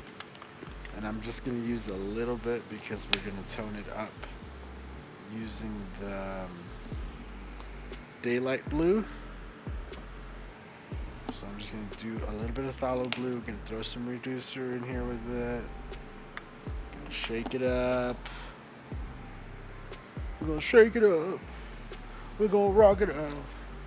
We're gonna go ball tonight. Curiosity killed the cat. Now you know, if you want to become a Joker and you want to order yourself one of those things for your neck, now you know what it's called. It's called a ruff.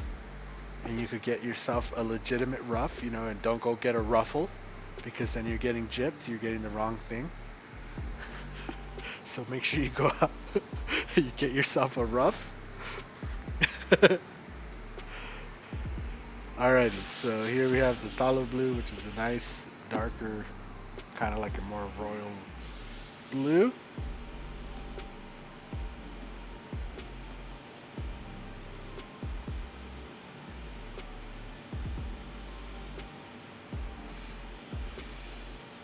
Just going around, we're going to edge out these pants. Nice and easy, nothing too crazy. Boom.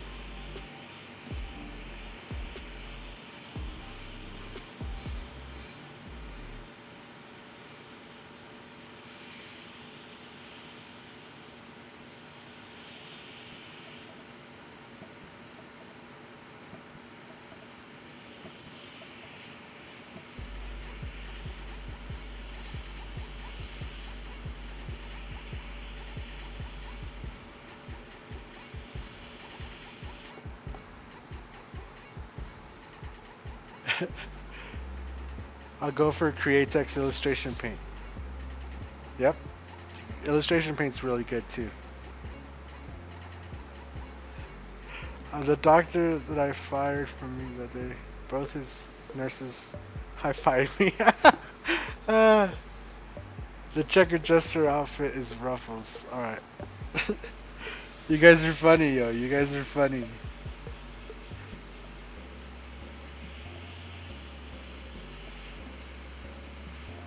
Alright, so I'm just laying in this blue right here.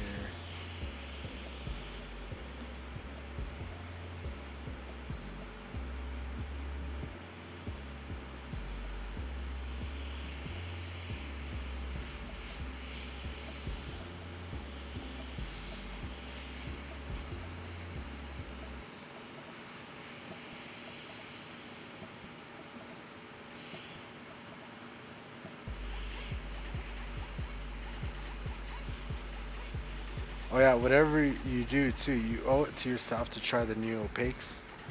Make sure you pick up a set, even if it's just one of those starter set of the new Wicked opaques.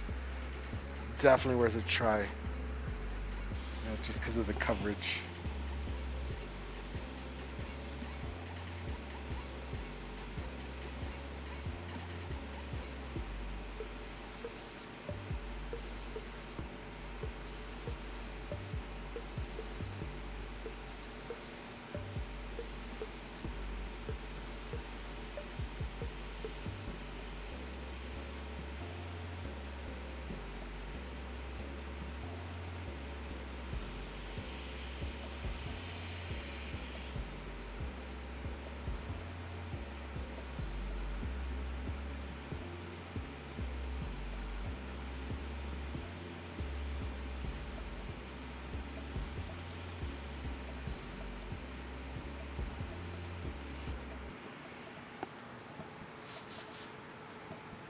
Where you are reading those messages, I can sing.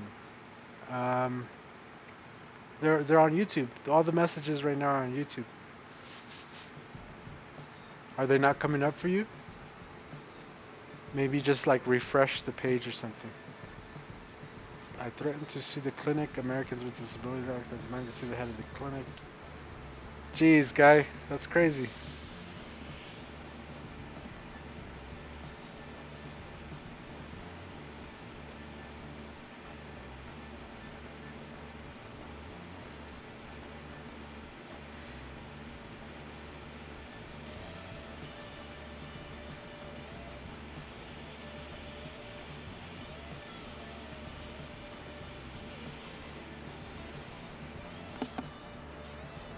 Don't you have it on subscription for chat? No. Chat's open. Chat has been open since we've been doing the Facebook feeds.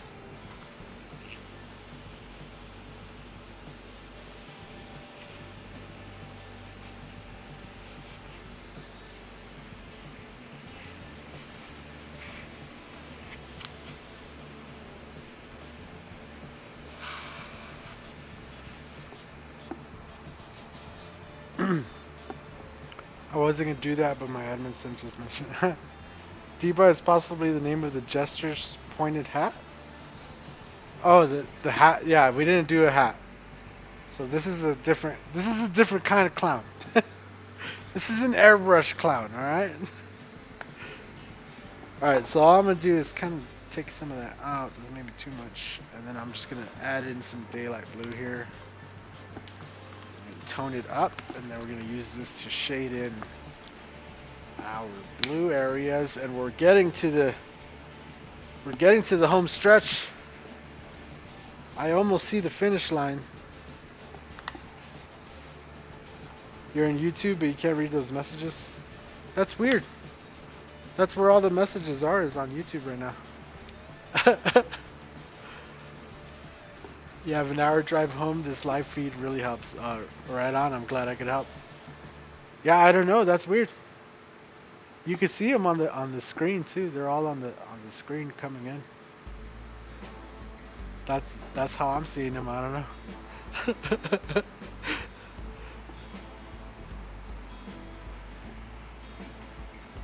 Anybody could help Gerald out there? There's been issues like that for some lately. Oh, alright. Yeah, maybe it's just like the YouTube. Maybe you just have to refresh it or something. That's weird.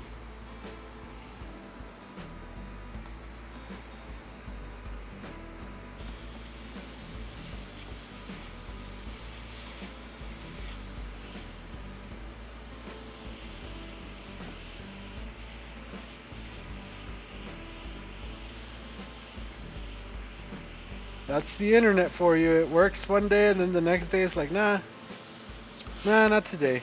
Not gonna work today.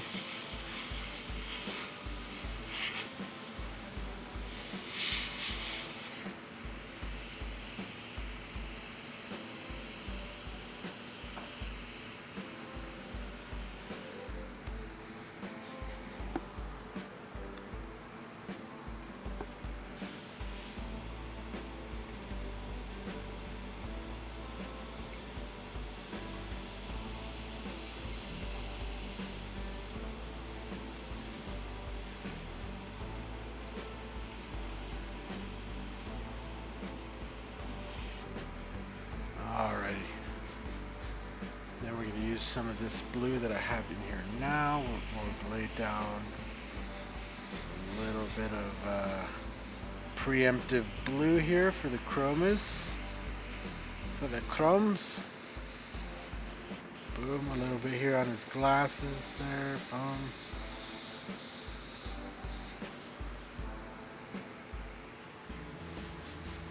That's weird. And what are we ready for? Are we ready for gray? Are we ready for some gray? Right on, Gerald. Welcome back to Facebook. I mean, that's why we have both of them, so they both. He was trying to read those messages, but it doesn't show on YouTube. Yeah, I don't know. It might be having issues. Gotta bounce. Driving time. Right on, Blue. We'll see you, Blue. Alright, yeah, so it's time to mix up some gray.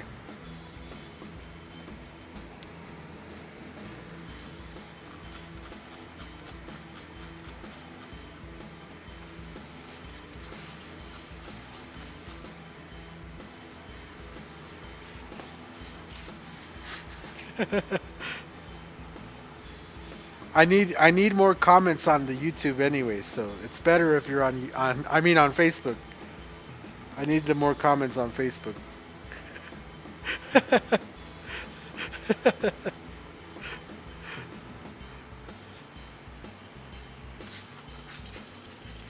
Alright. Start off with a little bit of white.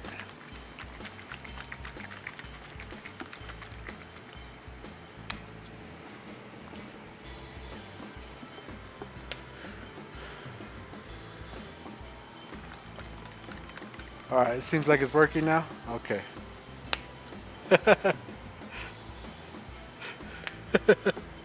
Yeah, I don't know. It's just, the clown has cowboy boots on, right? Yep. Yep, it does. Yes, cowboy boots on. He's wearing a baseball cap, but his baseball cap, he has his sunglasses on his baseball cap, because that is the best way to keep your eyes protected from the sun, is if you got protection for your eyes on top of the protection for your skin, all the protection for your eyes needs to be above your eyes. So it's your panel is looking awesome. Yeah, this. Did you see the back, Gerald? Did you see the back side? Like what's on the back of it?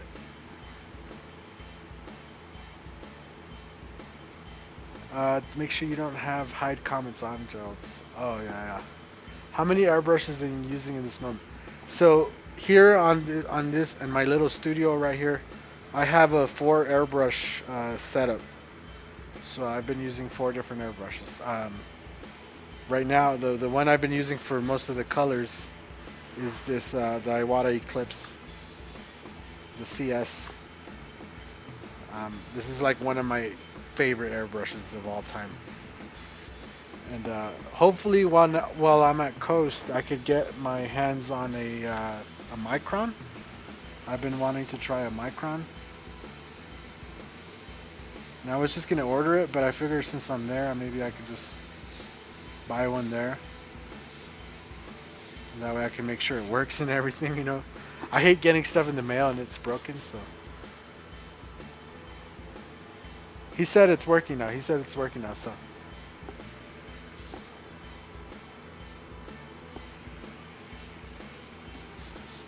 And I don't know why, but I'm gonna start over here.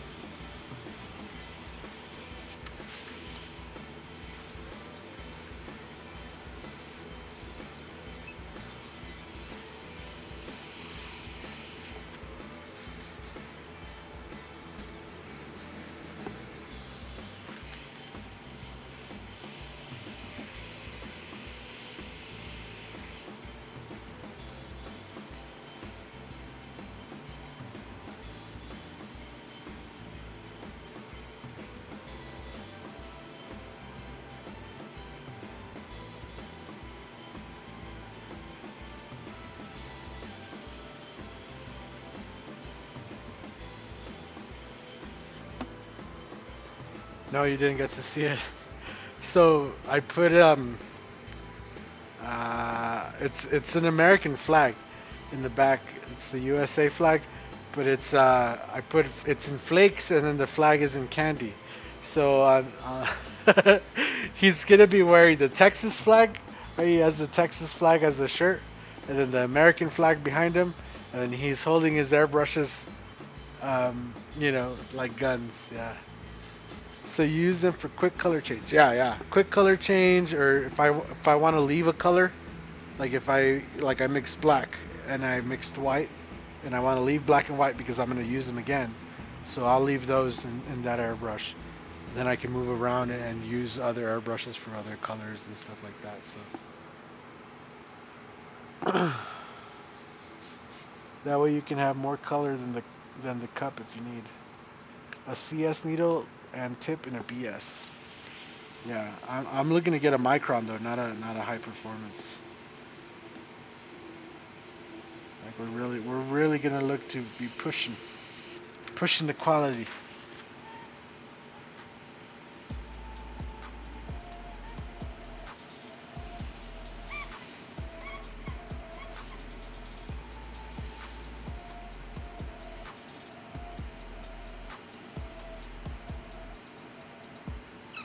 Or as Gerald there in the chat would say, he's like, we're looking to get some details, them details.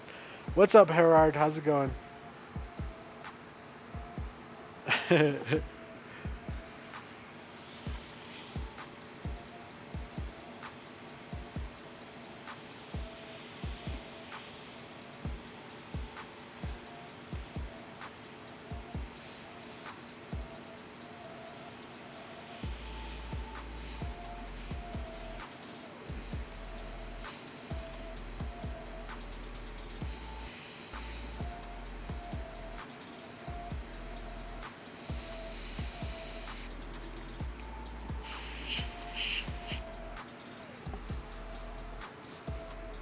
Well, gotta get them comments. Oh yeah, there you go, Dennis.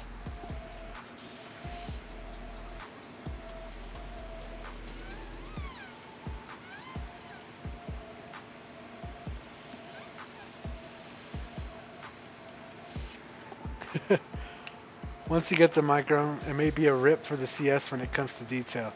Yeah, exactly. But I do need a micron, not just to have and to use, but there's a lot of airbrushes out there right now that are claiming to have micron type performance for a fraction of the price or cheap price or whatever. And one thing I've known is that microns are amazing airbrushes. I've always known that. They're worth their price. I've never argued with that. But I really need it to compare. I can't say if an airbrush is better than a micron if I don't have a micron to compare it to. So I need a micron just in general for the reviews and everything like that. And then I'll have it to use as well. So that's a big thing. The only problem with microns is that it's addictive. Oh, I hope so. I hope so. I've been watching a lot of people use them, and yeah, every time I see them use them, I'm just like, man, I've been missing out. I've been missing out.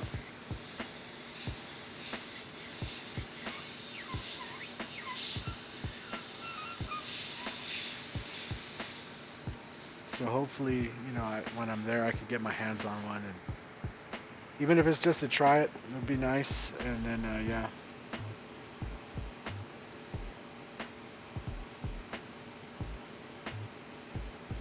This whole trip is gonna be so expensive, though. So expensive. We've already spent so much money. We're not even there yet. We're not even there yet, my guy, and we've already spent so much money.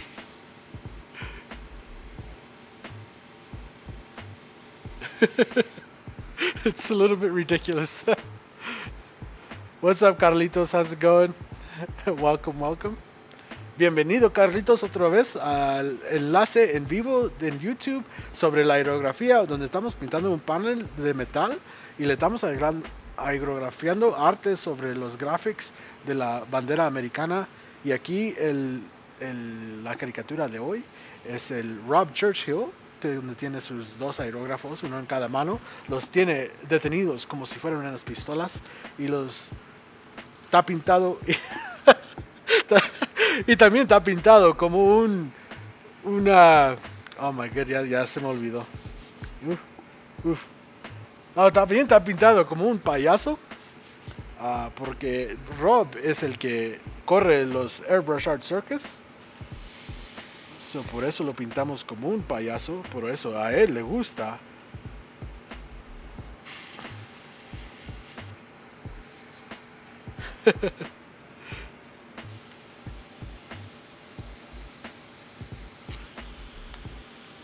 Y sí, bienvenido hoy al Tele Airbrush enlace en vivo.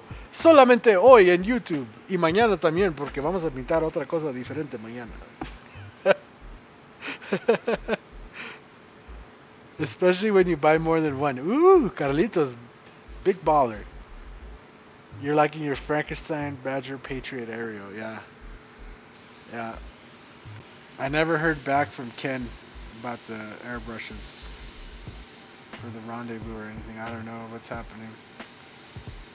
I was hoping he would send over some Patriots. Patriot Extremes, I think is what they're called. That I've been trying to get and I can't seem to find anywhere. They're not in stock. They're in stock in Amazon, but they're like $100 overpriced, and I'm not about to go and buy scalped freaking airbrushes. Just promoting bad behavior. No, I'm good on that.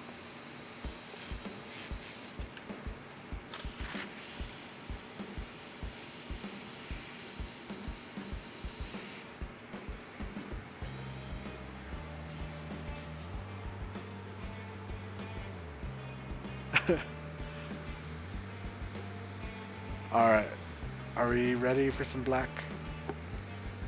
So all of these right here, all these little pins, I'm going to fill in the black, right, because it's going to be like a black leather vest. So I'm going to fill in the black, and then I'll come back in with the yellow and build those in, as well as the belt. I use some yellow. We're also going to do the lines in black, and then we're going to come back with the, green, blue, red, and do the little markings on that real quick. And then while we're out with the black, we're just going to go ahead and kind of detail everything in, and then come back and fill in those little details and some white highlights, and we'll be right there. We'll be right there. Let's see. I think I got everything with this that I need to.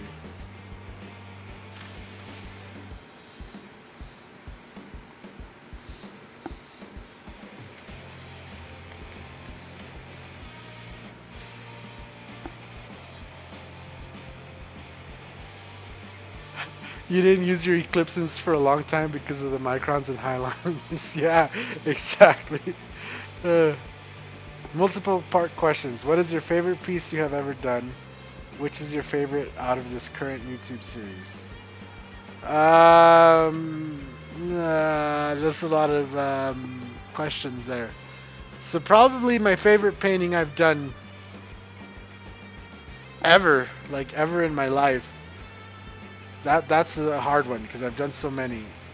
I don't know, man. That's a hard one. I'd have to think about that because I've done a lot. There's a lot of them that have been really fun. There's been interesting. There's stuff that I painted that I don't know. This has been super fun. Like body painting. Anytime I got to do body painting was just super fun, especially at events and stuff. And I really enjoy doing that.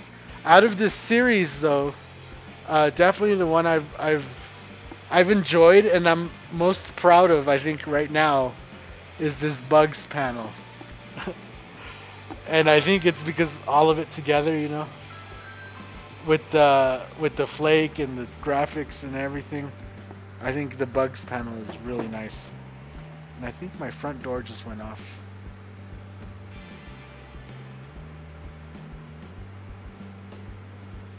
Hold on.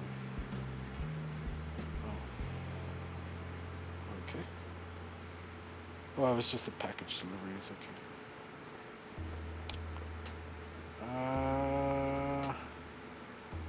Alright. So yeah, out of the ones, the bugs one is kind of the one I've liked so far, just because of the way it kind of turned out. Um, yeah, the graphics in the back and everything. And then second to that is probably the one for Gerald, and then or like no, I don't know. Tied, I would say tied for second is the one for Gerald and the one for Steve. The one for Steve though was one that I had in my head for a long time.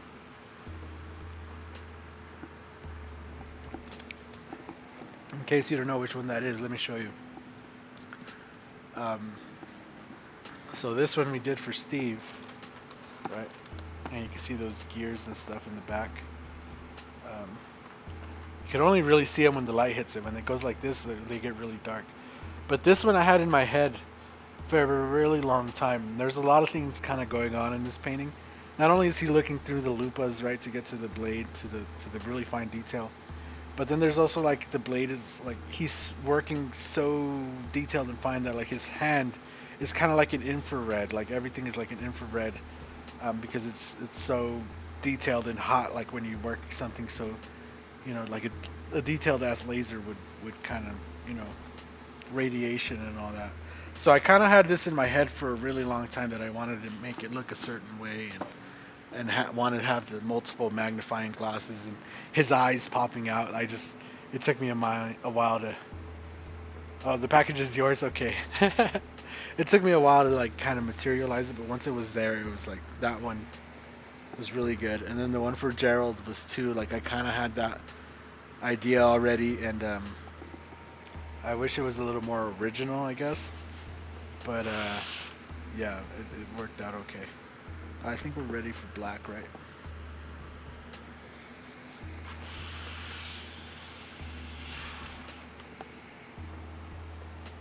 Right on, Udo. Good night, man. Have a good one. You have an Iwata HPSB. Gerald does the Iwata HPS spray like a micron, if you know. Razor sharp detail, pun intended. Yeah, exactly. So those have been the ones I like so far. The one for Scott McKay too. That one was a lot of fun, because it has the graphics on the back, and then it's the pinup. I don't know. They've all been pretty cool. The one for Rhino too that one was pretty cool, just because of the idea right away. Like the idea right away popped into my head was like Rhino airbrushing, holding the tapes. It was like I didn't have to do too much thinking on that one. It was kind of like just instant in my head.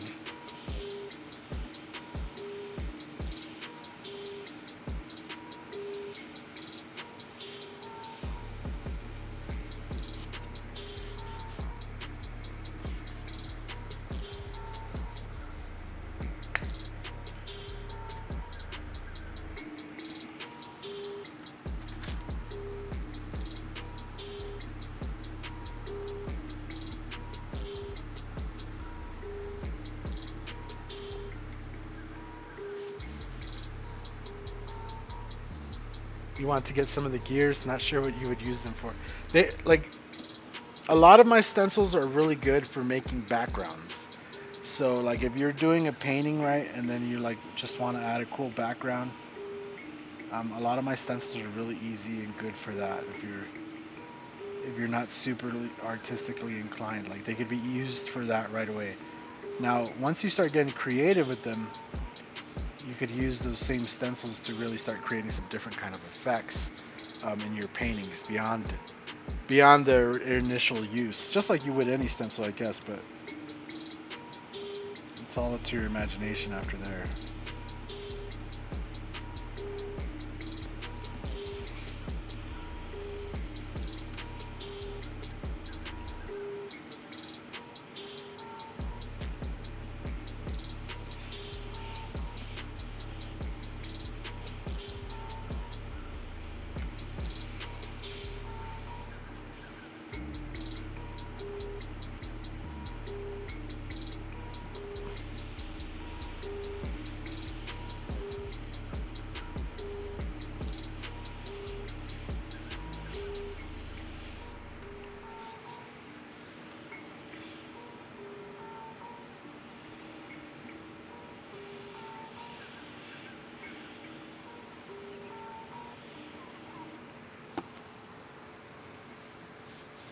Those are with the thicker mylar. Yeah, yeah. They've all been switched over now to the new thicker mylar now. Everything on the site.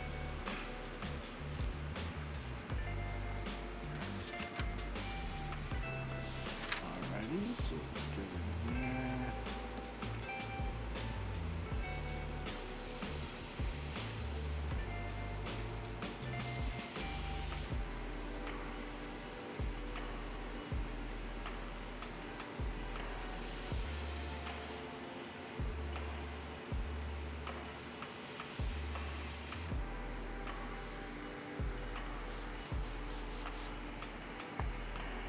This black is pretty thin. I honestly don't even know if I want to keep using this airbrush.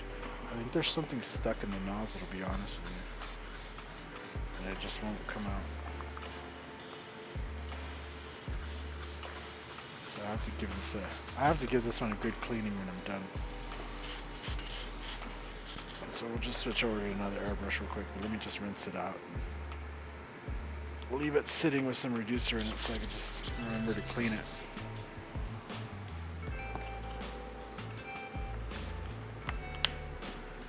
Then we can switch over to the Creos for the black, which I think will do a little bit better.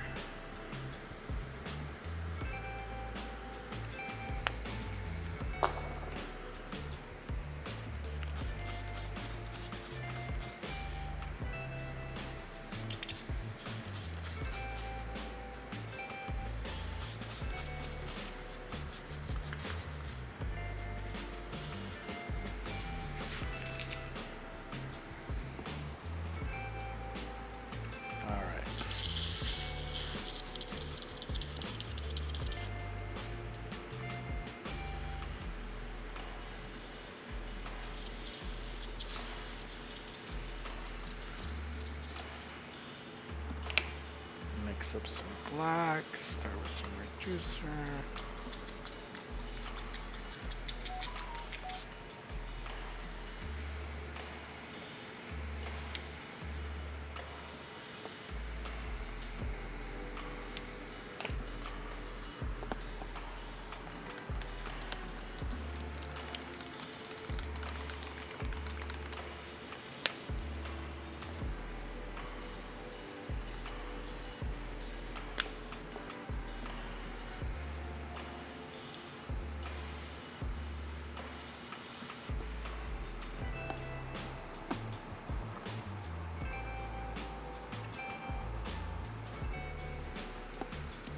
Cool. So just shake this up real quick, let the reducer kind of do its thing on the paint. And then I could see the home stretch already. I'm so close. I'm so close.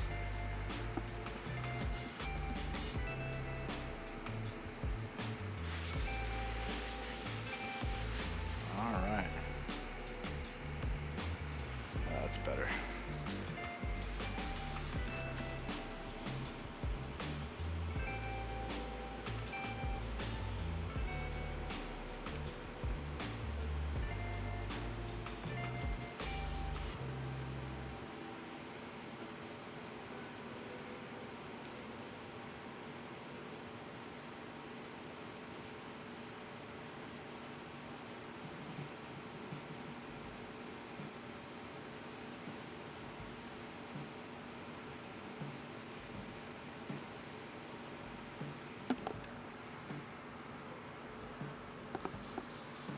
It's said to be a micron killer. Oh my god, those are big words there, Todd.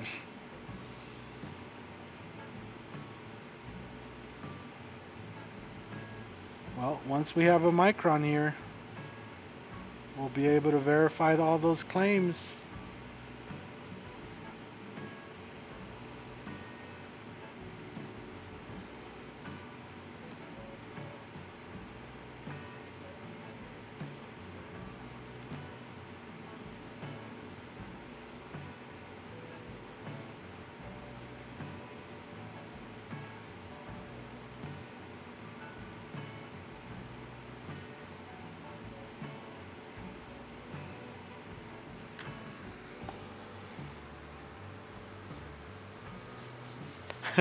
You're just trying to have things done. Yeah, that's how it goes, man. When you want a free time, that's when you get busy. At least that's how it's for me. It's like, oh, I just want to take some time for myself. Meanwhile, all my customers be like, nope, this is not the time to take time for yourself.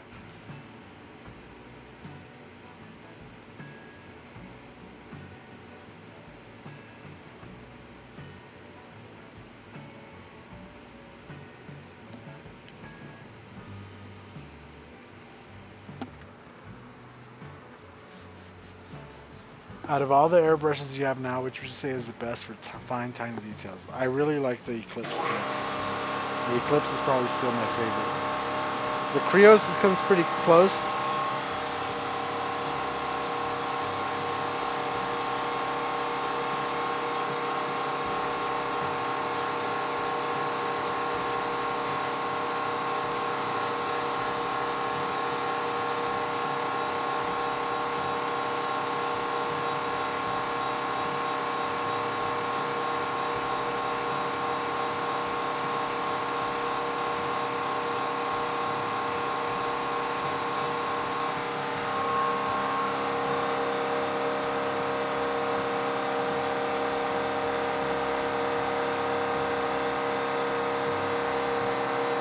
You like the background stencils? Yeah.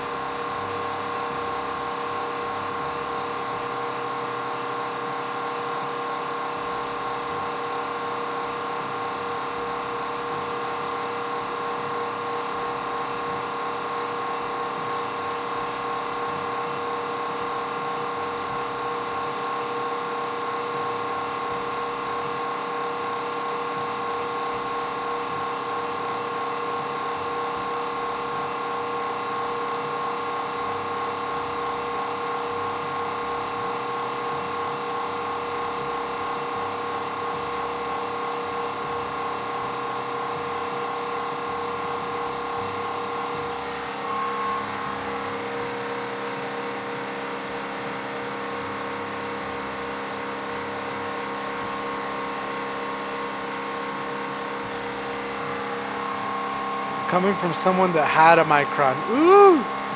Oh! I see what you mean now.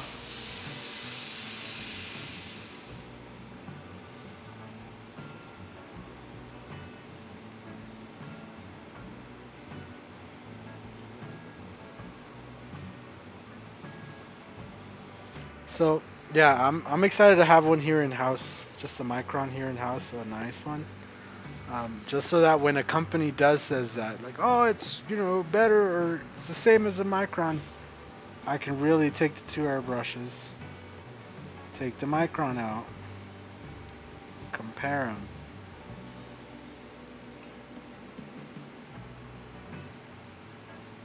And considering it's going to probably be the more expensive one, I feel like I should start there. It's an expensive tool, but if I use it correctly, I should make my money back on it. And being the tool that everybody compares to, it's obviously setting the standard. So that's where we have to reference point.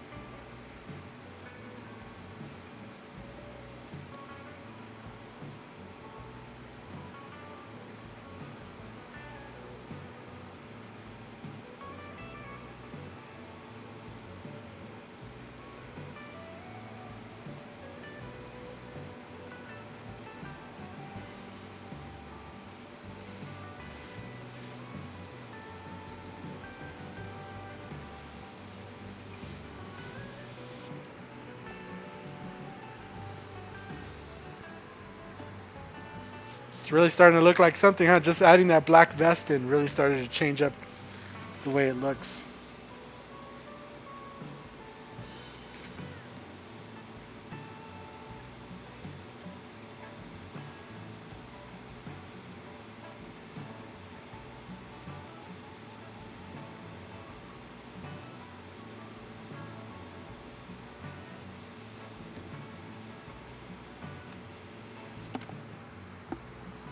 Micron is totally a different world because it helps a lot. Your ability is what makes the difference. Yep, this is true. You could have the best airbrush in the world, but if you don't know how to airbrush, it's not going to help you very much.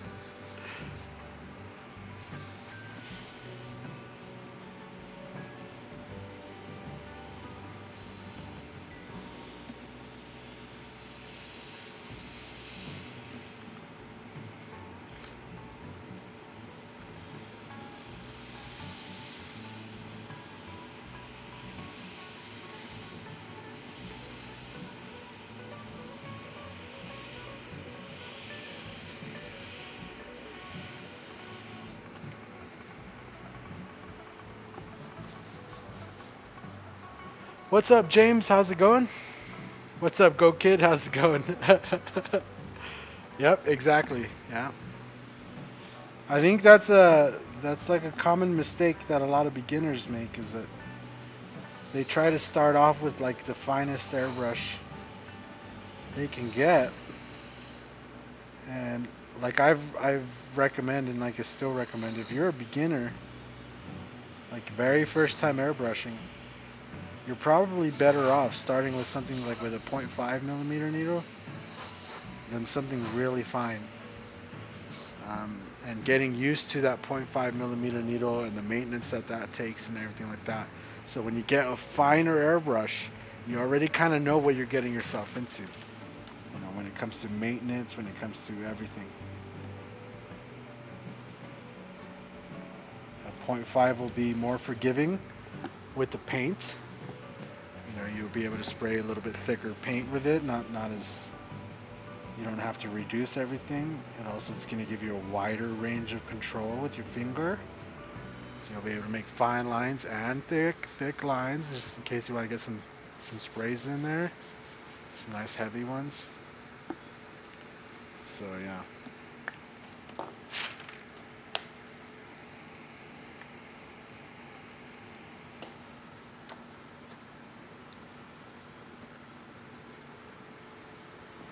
But if you start off with like a 0.2 millimeter needle or something like that, and you start having issues, you know, it starts becoming harder. Especially if you're a beginner, it's becoming harder to really just try to figure everything out. You know, if you're not familiar with the way airbrushes work and everything, yeah, it could be rough.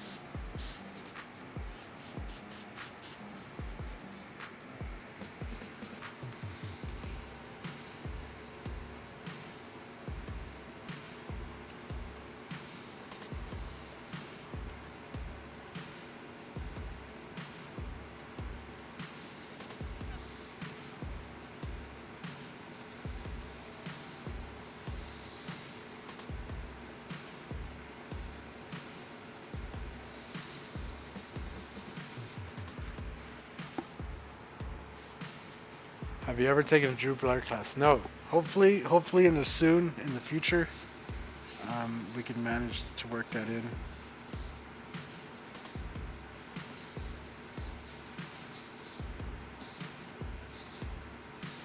So there's a few classes I have to be able to work in. A Drew Blair class, Gerald Mendes, if he ever makes a class here in the U.S. He's always making class, but they're always overseas and stuff, so I never get to see the Gerald Mendes class advertised here in the U.S. But if he ever gives a class here, definitely have to get a Gerald Mendes class. There's quite a few other artists too that I would probably like. Yeah, if they put a class out, I would go and take it. But Drew Blair, the way he has the school set up and everything, really cool. So I definitely have to go and take one with him.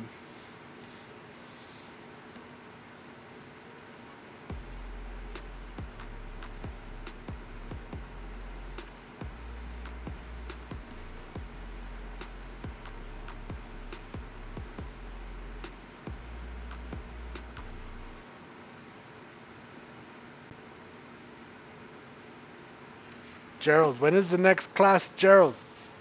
Everybody wants to know. I want to know so I can start saving. When is the next class?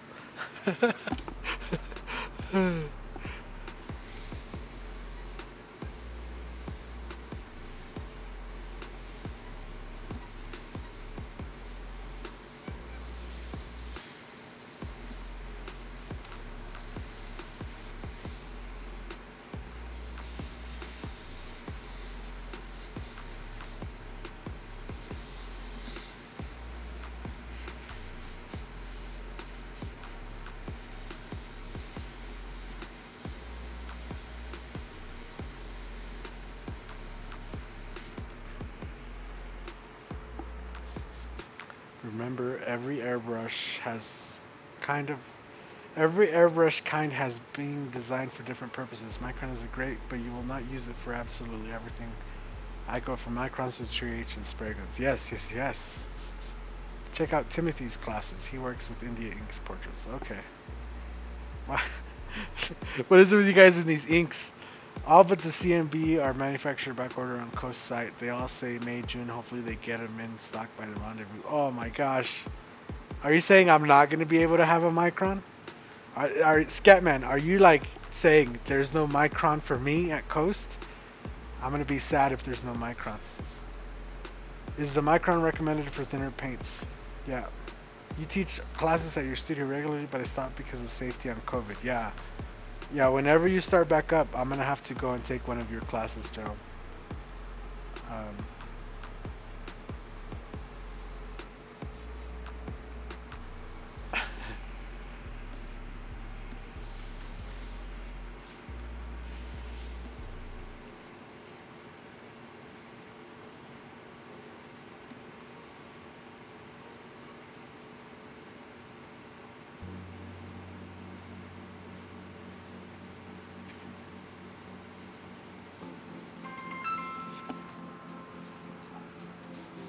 Oh, got a call. Let's see what it is.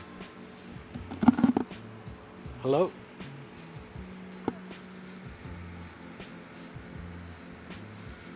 Can I help you?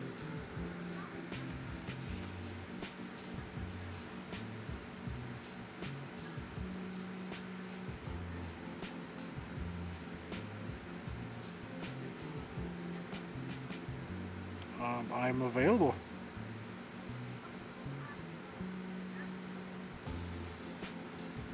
Oh, awesome.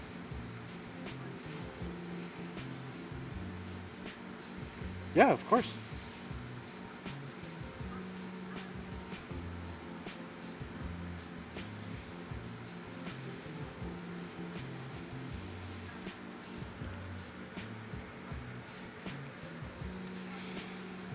Okay.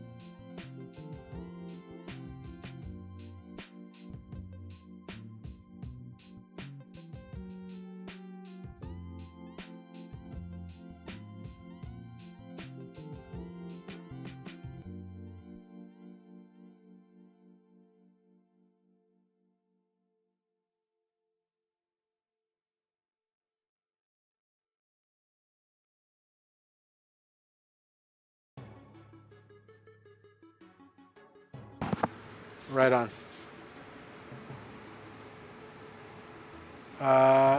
Yes, I teach.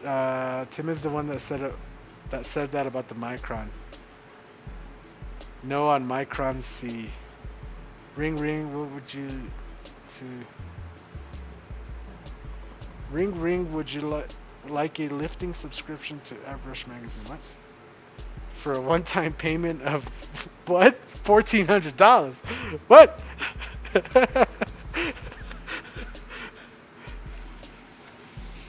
I was down for the $50 a year, the $12 a month. That's good. $1,400. Do I get like shares of the company for that much? What is this? $1,400. I have questions, sir.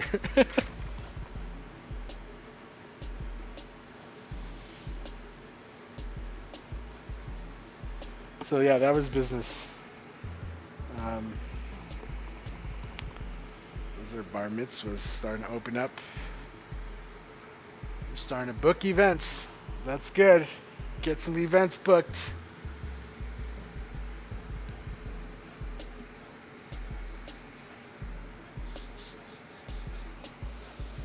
I don't think they liked the fact that it was like, yo, they're up in Vale, I guess they, whatever. But they needed a airbrush artist there to do a party. But they need me all the way. I think they said all the way to 9:30. Did I hear her right? I think she said 9:30 at night. Which is like, I'm down, right? I'm not afraid of a little nighttime, but I did tell her like, yo, because you are up in Vale, like, I will have to charge you for a room for the night, you know. That kind of killed the conversation. She was not having that. Yeah, if you let me off earlier, like, if I was off at like 7, if I could drive down from the mountain during the daylight, that'd be great. Hopefully they call back. Hopefully they're like, oh, we called around, we were just playing. Turns out you're the only one.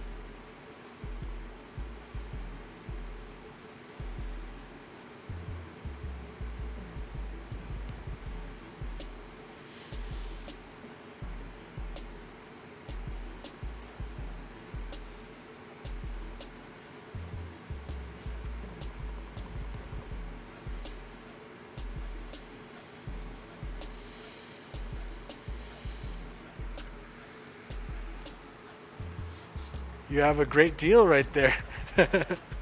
Right? 1,500 is the bill for damaging a U-Haul at work. First it was 600 and they called back after they paid in full and said, guess what? We made a mistake. Now 1,400 plus. Oof. Oof.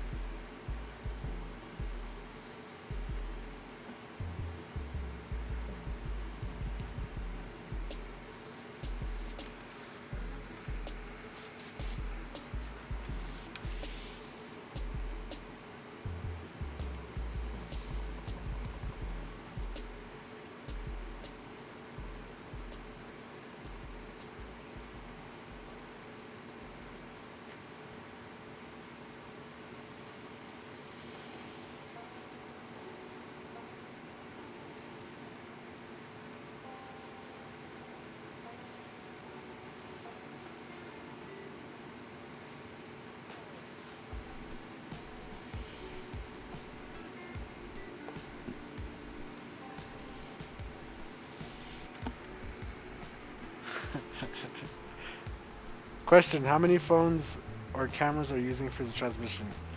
Now, you must have an interesting setup. So I have, right here, this camera here, I can show it on the other camera. This is my Canon Rebel T100. So it's a DSLR camera, and that's the one I use for the artwork, right? Because it has the zoom and stuff.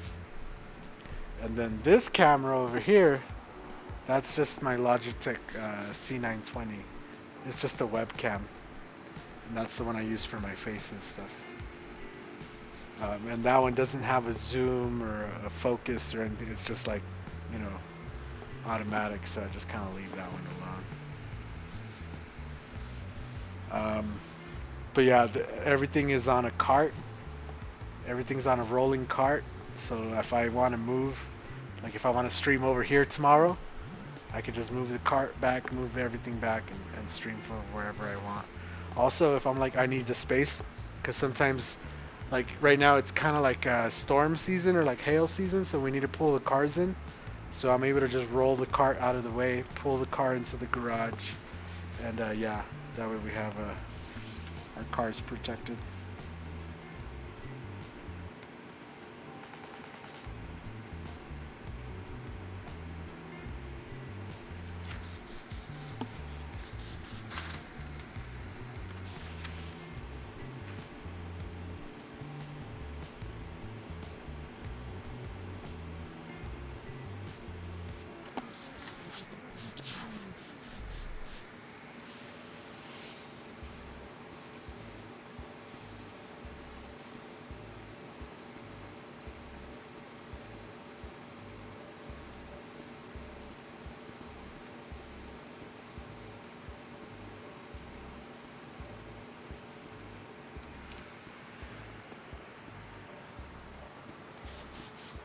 So you are not using your phone? No, I don't use my phone. I use a computer.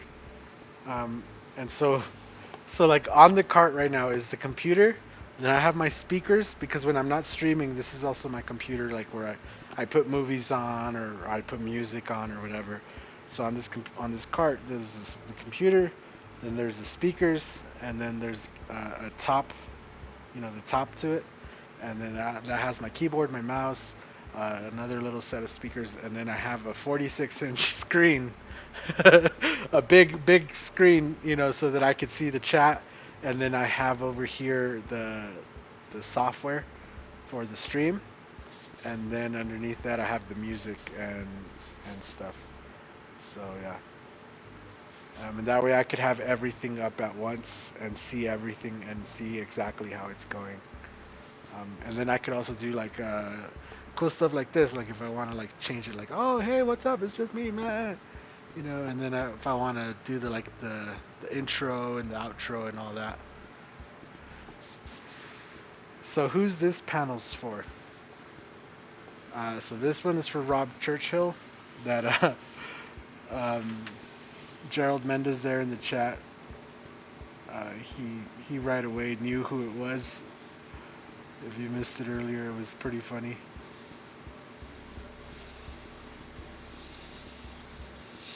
Because all I had to do, like, we had just barely laid out the impression. And I showed Gerald like a close-up of the impression, and he got it right away.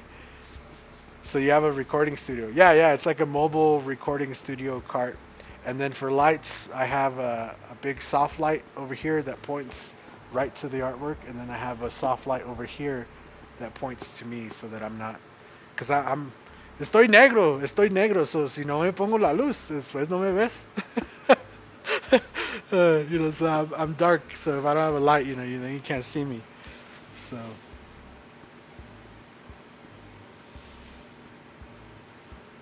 yeah, that's a whole little studio.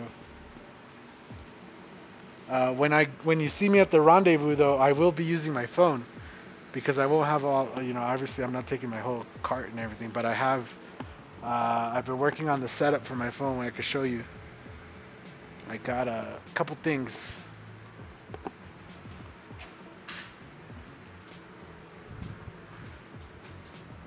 So I made sure we have a separate tripod for the phone, and then I made sure it's like a tall one, so we could set it up at eye level, right, when you're doing that. And then I have a microphone. So we have a nice microphone that plugs into the phone here. And then, this plugs into my phone here. And then this also has a light on it. So I could turn on the light, and it's a really bright light. And then this whole rig, right, this holds my phone here. So you'll probably see me doing this around the rendezvous. Whenever I'm like recording you, I'll be doing this and going like this around you, and you're gonna be like, what is he doing? because my phone will be in here, and then this whole setup kind of helps my phone kind of stay more steady, and then it'll hold the microphone, the light, and everything. And I've just been trying to get some equipment together so that when I do go and visit you guys, I could kind of get the best footage that I can. So we have the tripod all ready, we have the microphone all ready, the lights all ready. That light is USB rechargeable too, and everything. So, and then we still have space for like more mounting here and here and here. So I don't know, we'll see.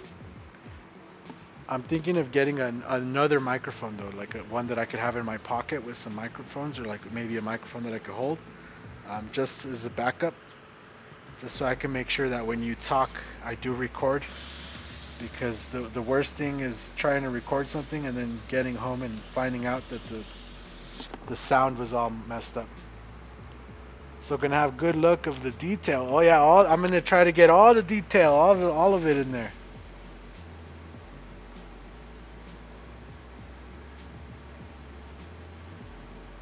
Yeah, and I got a big old battery too, so I'll be able to record all day. So the Luminor class, Gerald, runs from the 11, 12, 13. I will be getting to Anaheim, right there to California, on the 9th. So on the 9th, I will already be in town, right? I'm probably going to stop at Coast and then drop all these paintings off and introduce myself to Dave and everything on the 9th. And then on the 10th, I'm not going to be there. If you're going to be at the rendezvous on the 10th, I won't be there because the 10th is my daughter Violet. It's her birthday on the 10th. So we have tickets to go take her to Legoland on the 10th. We wanted to take her to Disneyland, but we weren't like all of that day was booked up, so we weren't able to get tickets or whatever. So that's the story on that. But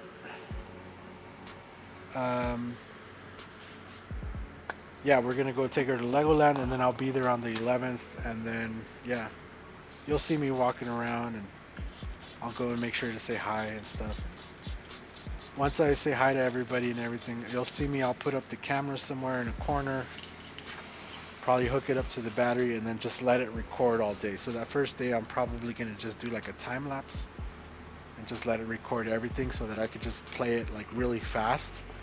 You know, not to where you can tell what's going on, but just so where you can see stuff is happening all at the same time. Just for like transitions in between the clips and stuff like that. And then talk to everybody, try to schedule stuff in.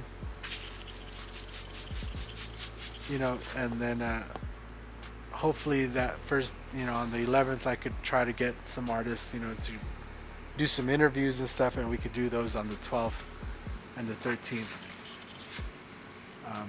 I don't know how it's all done. I don't know. Like this is my first time going to one of these, so I don't know what to expect. But I'm hoping that when there's some free time, that hopefully we could get together and just shoot a quick video or something real quick. That's what I'm hoping anyway. I don't know. Yeah, easy. If you haven't, Coast Airbrush for Saturday night. I know anybody can go on Saturday night. They're doing a memorial for Mike LaValle. So of all the days you could go, if you're not going to go and take a class, on Saturday night would probably be the day to go. Yeah. Are you coming with your family? Yeah, it's going to be me, my wife, my daughter, and then my mother-in-law is coming with me. And so the reason my mother-in-law is going with me is because on the days that I'm taking classes, I didn't want my wife to just be alone. So she'll have somebody to kind of go around California with, and they'll go on their own little adventures, while I'm taking the class. So yeah, it's going to be me, my wife, my daughter, and my mother-in-law.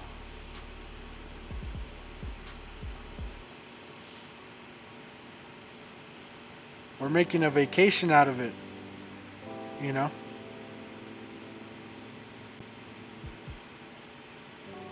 It's not every day we get to go to California. You know what I'm saying? You know, Gerald, it's not every day I get to go. You know. So I gotta try to make the most of it. And luckily it landed on her birthday, so we can take her to Legoland, like I said, and then go have fun there. And yeah.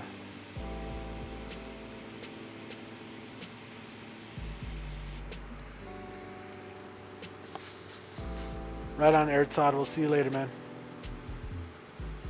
She's definitely going to California Adventure. Yeah, yeah.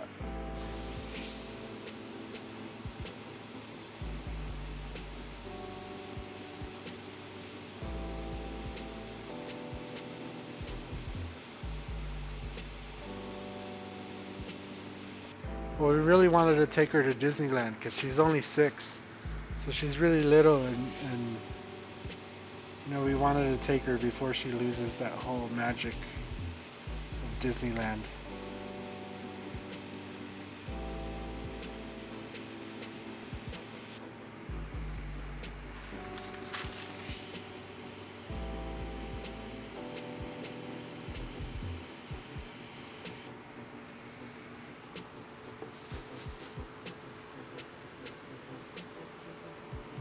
No, my mother-in-law's awesome. She's actually pretty awesome. So yeah, it's gonna be a good drive. She's an awesome person. We were talking about this last night on the porch. We were hanging out and hanging out on the porch and stuff. And I was telling my wife, I was like, you know, it's gonna be funny because your mom's gonna be going with us, and she's like as old as some of the guys, you know, like or older than some of them, you know. So when they start bringing stuff up, you know, they're like, oh, I remember this and I remember that. Like my mother-in-law is one of those people that like, oh yeah, I remember that and this and that, you know. And it's gonna be one of those. It's gonna be funny. You know, that's a Disney California Adventure Park, right? Which one? Disneyland is California Adventure? Disney will never lose the magic. Yeah, Disney will never lose the magic for sure. It's the kids that lose the magic. That's why I want to take Violet before she gets too old, you know, and then she doesn't feel the magic anymore. Then it goes wild, like your teenager years, you don't really feel the magic anymore, and then you get an adult, and then you just miss Disneyland and like Disney characters, and yeah. But yeah, I don't know what that means. What does it mean, a Disney California Adventure Park? I know we have tickets to Legoland, but if we could go to Disneyland, I would want to take her to Disneyland too. That would be awesome.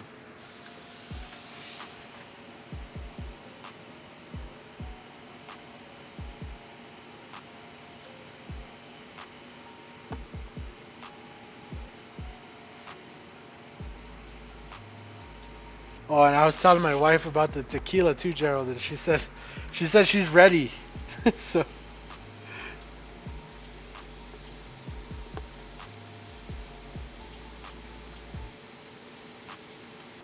come on, dude. All right, let's put some reducer in here.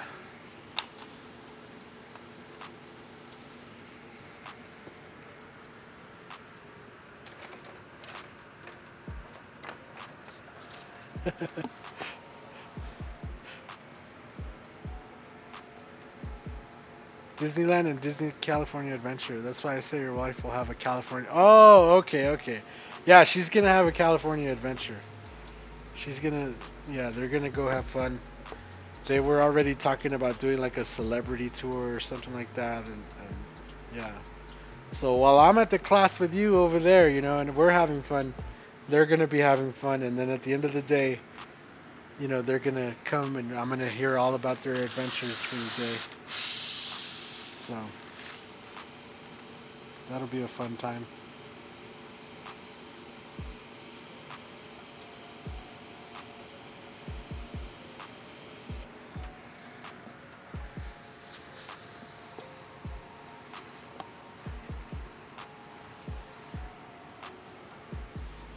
Two different parks, Disneyland and Disney California Adventure, yep.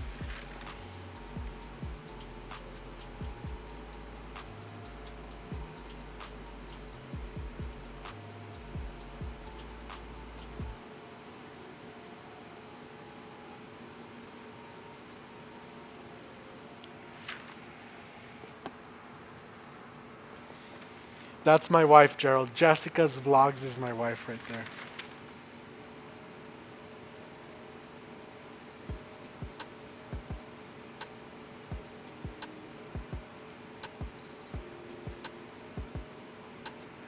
You'll get to see her car too.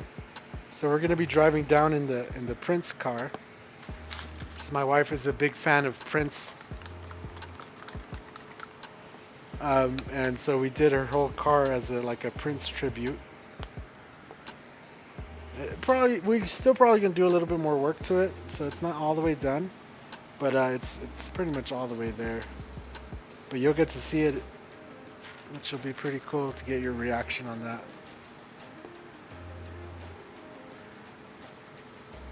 Tequila will happen after class, easy going, just for fun. I hope it's after class. I don't want to be taking a class and smell everybody's liquor.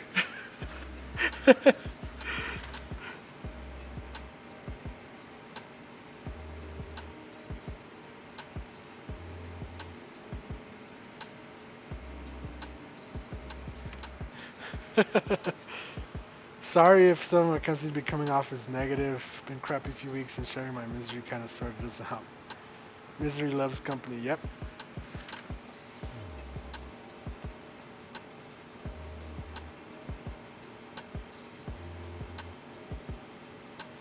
You gotta come.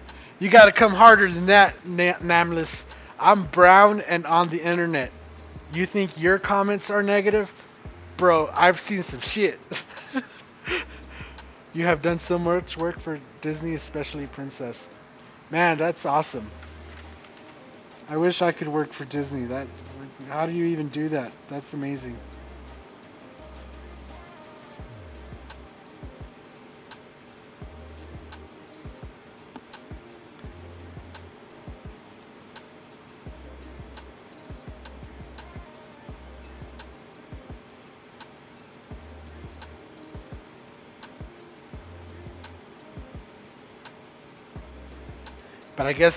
But I guess when you paint like Gerald, I mean, it'd be dumb of them not to hire you, you know, at that point.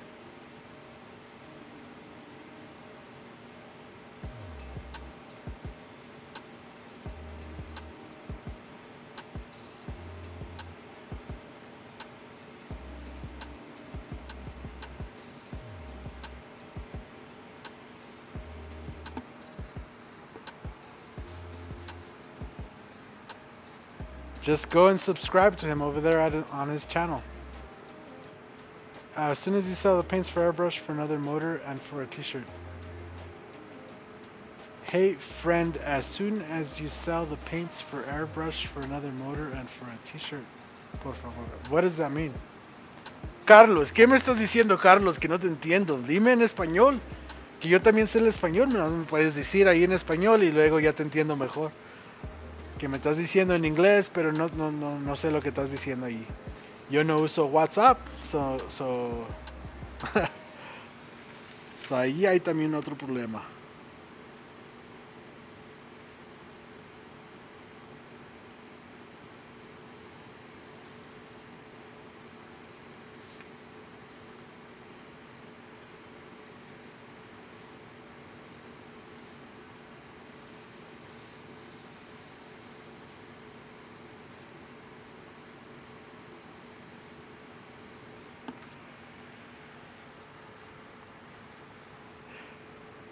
Mexicans have an underserving bad rap in certain circles. That's why you have thicker skin than all the rest. Yeah, oh yeah.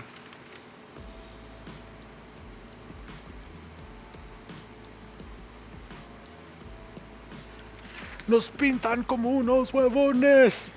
No lo somos. ¡Viva México, cabrones! Yeah.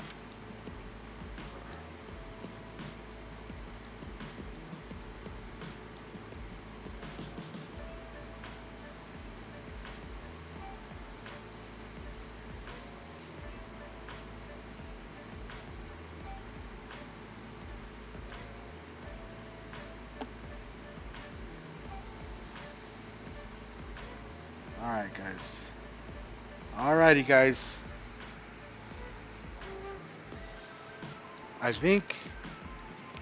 I think I'm gonna call it right there. Oh man, how long have we been live? We've been live for a minute, haven't we?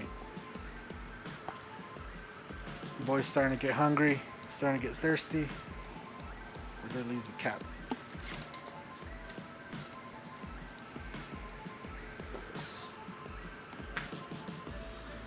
Ugh. Alrighty. But before we go, let's take a peek. See. Let's take a look. I'm gonna call it right there. I have to do the red on these ribbons and come back and kind of let's do a little bit more details still, but I'd be lying if I'm not gonna say I'm getting tired of standing. And we've been live for a minute, so I'll finish this up here up in by myself on my own time here after I get some food.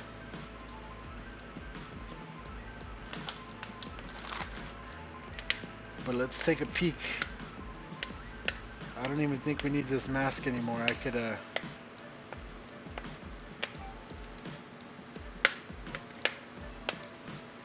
pretty much finish it without this too. So go ahead and take this off.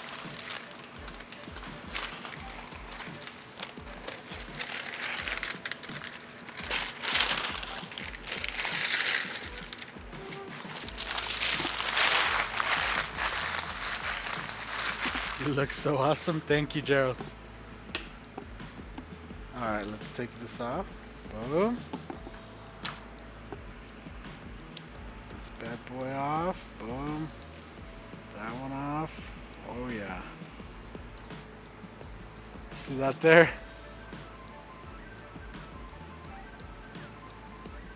There you go. Let me turn him this way so you can kind of see him. There you go in the light. There you go with the light. It looks good. See that right there? So I'm gonna put a little shadow on him coming down, and then I'm gonna put some words up here. But I think I'm gonna call it right there for the stream. I'll come back and finish it on my own there. But this one just took a lot more time, just a little bit more time, because there's just so many colors that we went through and different shades and stuff. But yeah, I'll get this finished up and we'll